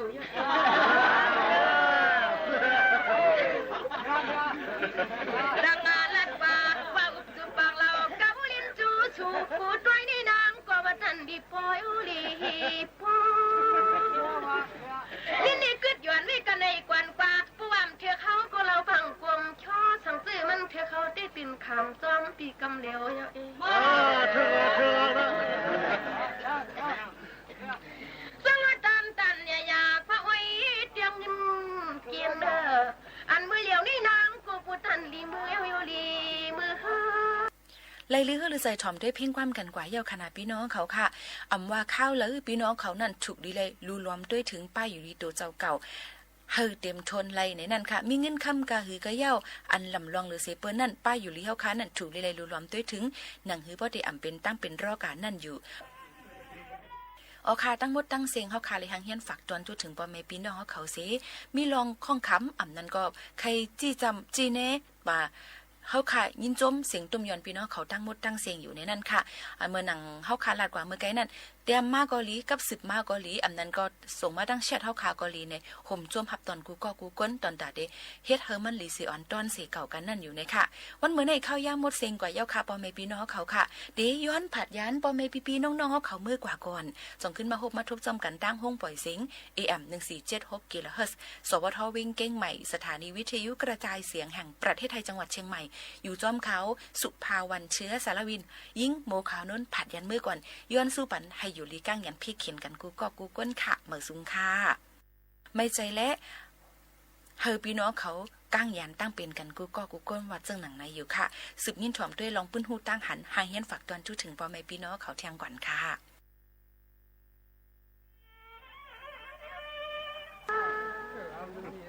ในกูด้วยลุทุนดูเจ้าตาหน้าคำเจ้านี่เราฟังโตครึ่งนึงคือใจก็ตาให้นอนห่างอย่านาชีมีหมดทรงปั้มเขาเองดังตันยาปักเป็นหน้าใจเงาเฮากูตีลอยน้องวันปีย้อนนักพังล้านมือไกลเราพังซอยกังไม่เคยทบตีเงินวางยินปีปันไหลบางว่าปุ้ยในตอนเมืองเลี้ยงที่มันนำเปลี่ยนนันตาให้นอนก็นำมาญาตันยาป้าอ้อยเจ้าตันน้อยออกลอยเจ้าป้อยซาออปิทุนนาลูเจ้านางก็ดันอยู่ย้อนนักข้างอลานสู่ใครเอา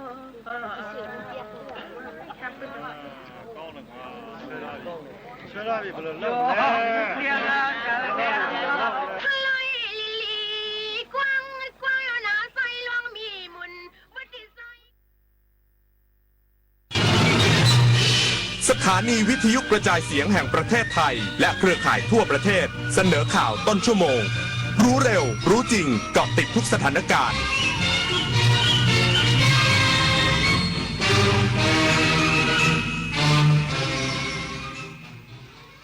รับฟังข่าวต้นชั่วโมง 23 นาฬิกากับพิญญรุ่งสมัยรัฐบาลสนับสนุนนโยบายกระทรวงศึกษาธิการสร้างห้องเรียนใจดีดูแลสุขภาพจิตนักเรียนลดปัญหาการถูกกลั่นแกล้งรังแกอีกสักครู่กลับมาติดตามรายละเอียดครับแสนอาลัยสมเด็จพระพันปีหลวงไทยทั้งปวงหมองหม่นกลร่ำให้พระผู้เสด็จสู่ฟ้าสวรรคาลัยแนบดวงใจตามพระบาททุกชาติภพปวงประชาน้อมสำนึกในพระมหากรุณาธิคุณเป็นล้นพ้นอันหาที่สุดมิได้ข้าพระพุทธเจ้าคณะผู้บริหารข้าราชการและเจ้าหน้าที่สถานีวิทยุกระจายเสียงแห่งประเทศไทยกรมประชาสัมพันธ์คนชอบตื่นเช้าฟังข่าวตอนเช้าให้ทุกเช้ามีสาระตีของร้องข่าวสื่อสารตรงถึงชาวบ้านในทุกพื้นที่ผ่านหอกระจายข่าวทั่วไทยจากการจับมือกันแน่นของกรมประชาสัมพันธ์และกระทรวงมหาดไทยออกอากาศทุกวันเวลา 6:30 น.ถึง 6:45 น.ในรายการข่าวยามเช้า FM 92.5 เมกะเฮิรตซ์ทางสถานีวิทยุกระจายเสียงแห่งประเทศไทยและเครือข่ายทั่วประเทศใต้ร่มพระบารมีแห่งสมเด็จพระนางเจ้าสิริกิติ์พระบรมราชินีนาถพระบรมราชชนนีพันปีหลวง โครงการศิลปาชีพได้ก่อกำเนิดทั่วทุกภูมิภาคจากผ้าไหมงามแห่งอีสานงานหัตถศิลป์ล้านนาจากสานภาคกลางสู่ผ้าบาติกชายแดนใต้เปลี่ยนภูมิปัญญาพื้นบ้านให้กลายเป็นอาชีพสร้างรายได้และสืบสานศิลปวัฒนธรรมไทยให้คงอยู่คู่แผ่นดิน อุ๊ยคุณตาลายนี้ส่งมาบอกได้เงินสวัสดิการผู้สูงอายุฟรี 5,000 กดลิงก์เลย หยุดจะหลานมุกนี้เก่ายันชาติที่แล้วมิจฉาชีพชัดๆเล่นเน็ตยุคนี้รุ่นใหญ่ต้องเก๋าคูณ2เก๋าประสบการณ์แล้วยังต้องเก๋าเท่าทันมิตรด้วยจำ3 สเต็ปฮิตแชทชัวร์ไว้ก่อน SMS แนบลิงก์เท่ากับปลอมแชทถามลูกหลานให้ช่วยดูชัวร์ค่อยกดปลอดภัยชัวร์เซฟเงินในกระเป๋าปลอดภัยทุกการสไลด์จอด้วยความปรารถนาดีจากสถานีวิทยุกระจายเสียงแห่งประเทศไทยรัฐบาลสนับสนุนนโยบายเรียนดีมีความสุขของกระทรวงศึกษาธิการสร้างห้องเรียนใจดีดูแลสุขภาพจิตนักเรียนลดปัญหาการถูกกลั่นแกล้งรังแกและให้สถานศึกษาเป็นพื้นที่ปลอดภัยทั้งกายและใจร้อยเอกหญิงพัฒดารัตน์ทองสลวยกรรองโฆษกประจำสำนักนายกรัฐมนตรีเปิดเผยว่ารัฐบาลสนับสนุนการขับเคลื่อนนโยบายเรียนดีมีความสุขของกระทรวงศึกษาธิการเน้นการทำงานเชิงรุกเพื่อสร้างห้องเรียนใจดีให้สถานศึกษาเป็นพื้นที่ปลอดภัยทั้งกายและใจสำหรับนักเรียนครูและบุคลากรทางการศึกษาโดยกำหนดแนวทางสำคัญในการสร้างห้องเรียนใจดี4ข้อได้แก่การดูแลสุขภาพจิตนักเรียนซึ่งเป็นภารกิจร่วมกันของทุกฝ่ายการสร้างเครือข่ายความร่วมมืออย่างเป็นระบบการสร้างสภาพแวดล้อมที่ปลอดภัยทางใจและการส่งเสริมให้ครูสังเกตรับฟังให้คำปรึกษาและประสานส่งต่ออย่างเหมาะสมโดยกรมสุขภาพจิตกับสำนักงานคณะกรรมการการศึกษาขั้นพื้นฐานได้ผลักดันการฝึกปฐมพยาบาลทางใจการให้คำปรึกษาเบื้องต้นและการเฝ้าระวังปัญหาพฤติกรรมอารมณ์และสังคมของนักเรียนควบคู่กับการป้องกันและการจัดการปัญหาการกลั่นแกล้งรังแกหรือบูลลี่อิงทั้งในชีวิตจริงและโลกออนไลน์นอกจากนี้ยังมีกลไกสนับสนุนการดูแลนักเรียนด้วยการใช้ระบบ Hero Obet Care และ Mental Health Check-in เพื่อคัดกรองเฝ้าระวังช่วยเหลือและติดตามผลอย่างต่อเนื่องขณะเดียวกันยังเปิดช่องทางให้ครูนักเรียนและผู้ปกครองเข้าถึงบริการสุขภาพจิตได้ตลอด 24 ชั่วโมงผ่านสายด่วน 1323 ศักดิ์สิทธิ์ประดับศิลป์รายงานผู้ว่าราชการจังหวัดนราธิวาสติดตามสถานการณ์ไฟป่าพลุบาเจาะกำชับทุกหน่วยบูรณาการกำลังควบคุมและดับไฟโดยเฉพาะจุดเสี่ยงต่อการขยายวงไฟป้องกันไม่ให้ลุกลามเข้าสู่ชุมชนและพื้นที่เกษตรนายบุญช่วยหอมยามเย็นผู้ว่าราชการจังหวัดนราธิวาสรุดลงพื้นที่ติดตามสถานบนตะปอยะอำเภอยี่งอจังหวัดนราธิวาสโดยผู้ว่าราชการจังหวัดนราธิวาสกำชับทุกหน่วยงานเร่งบูรณาการกำลังเข้าควบ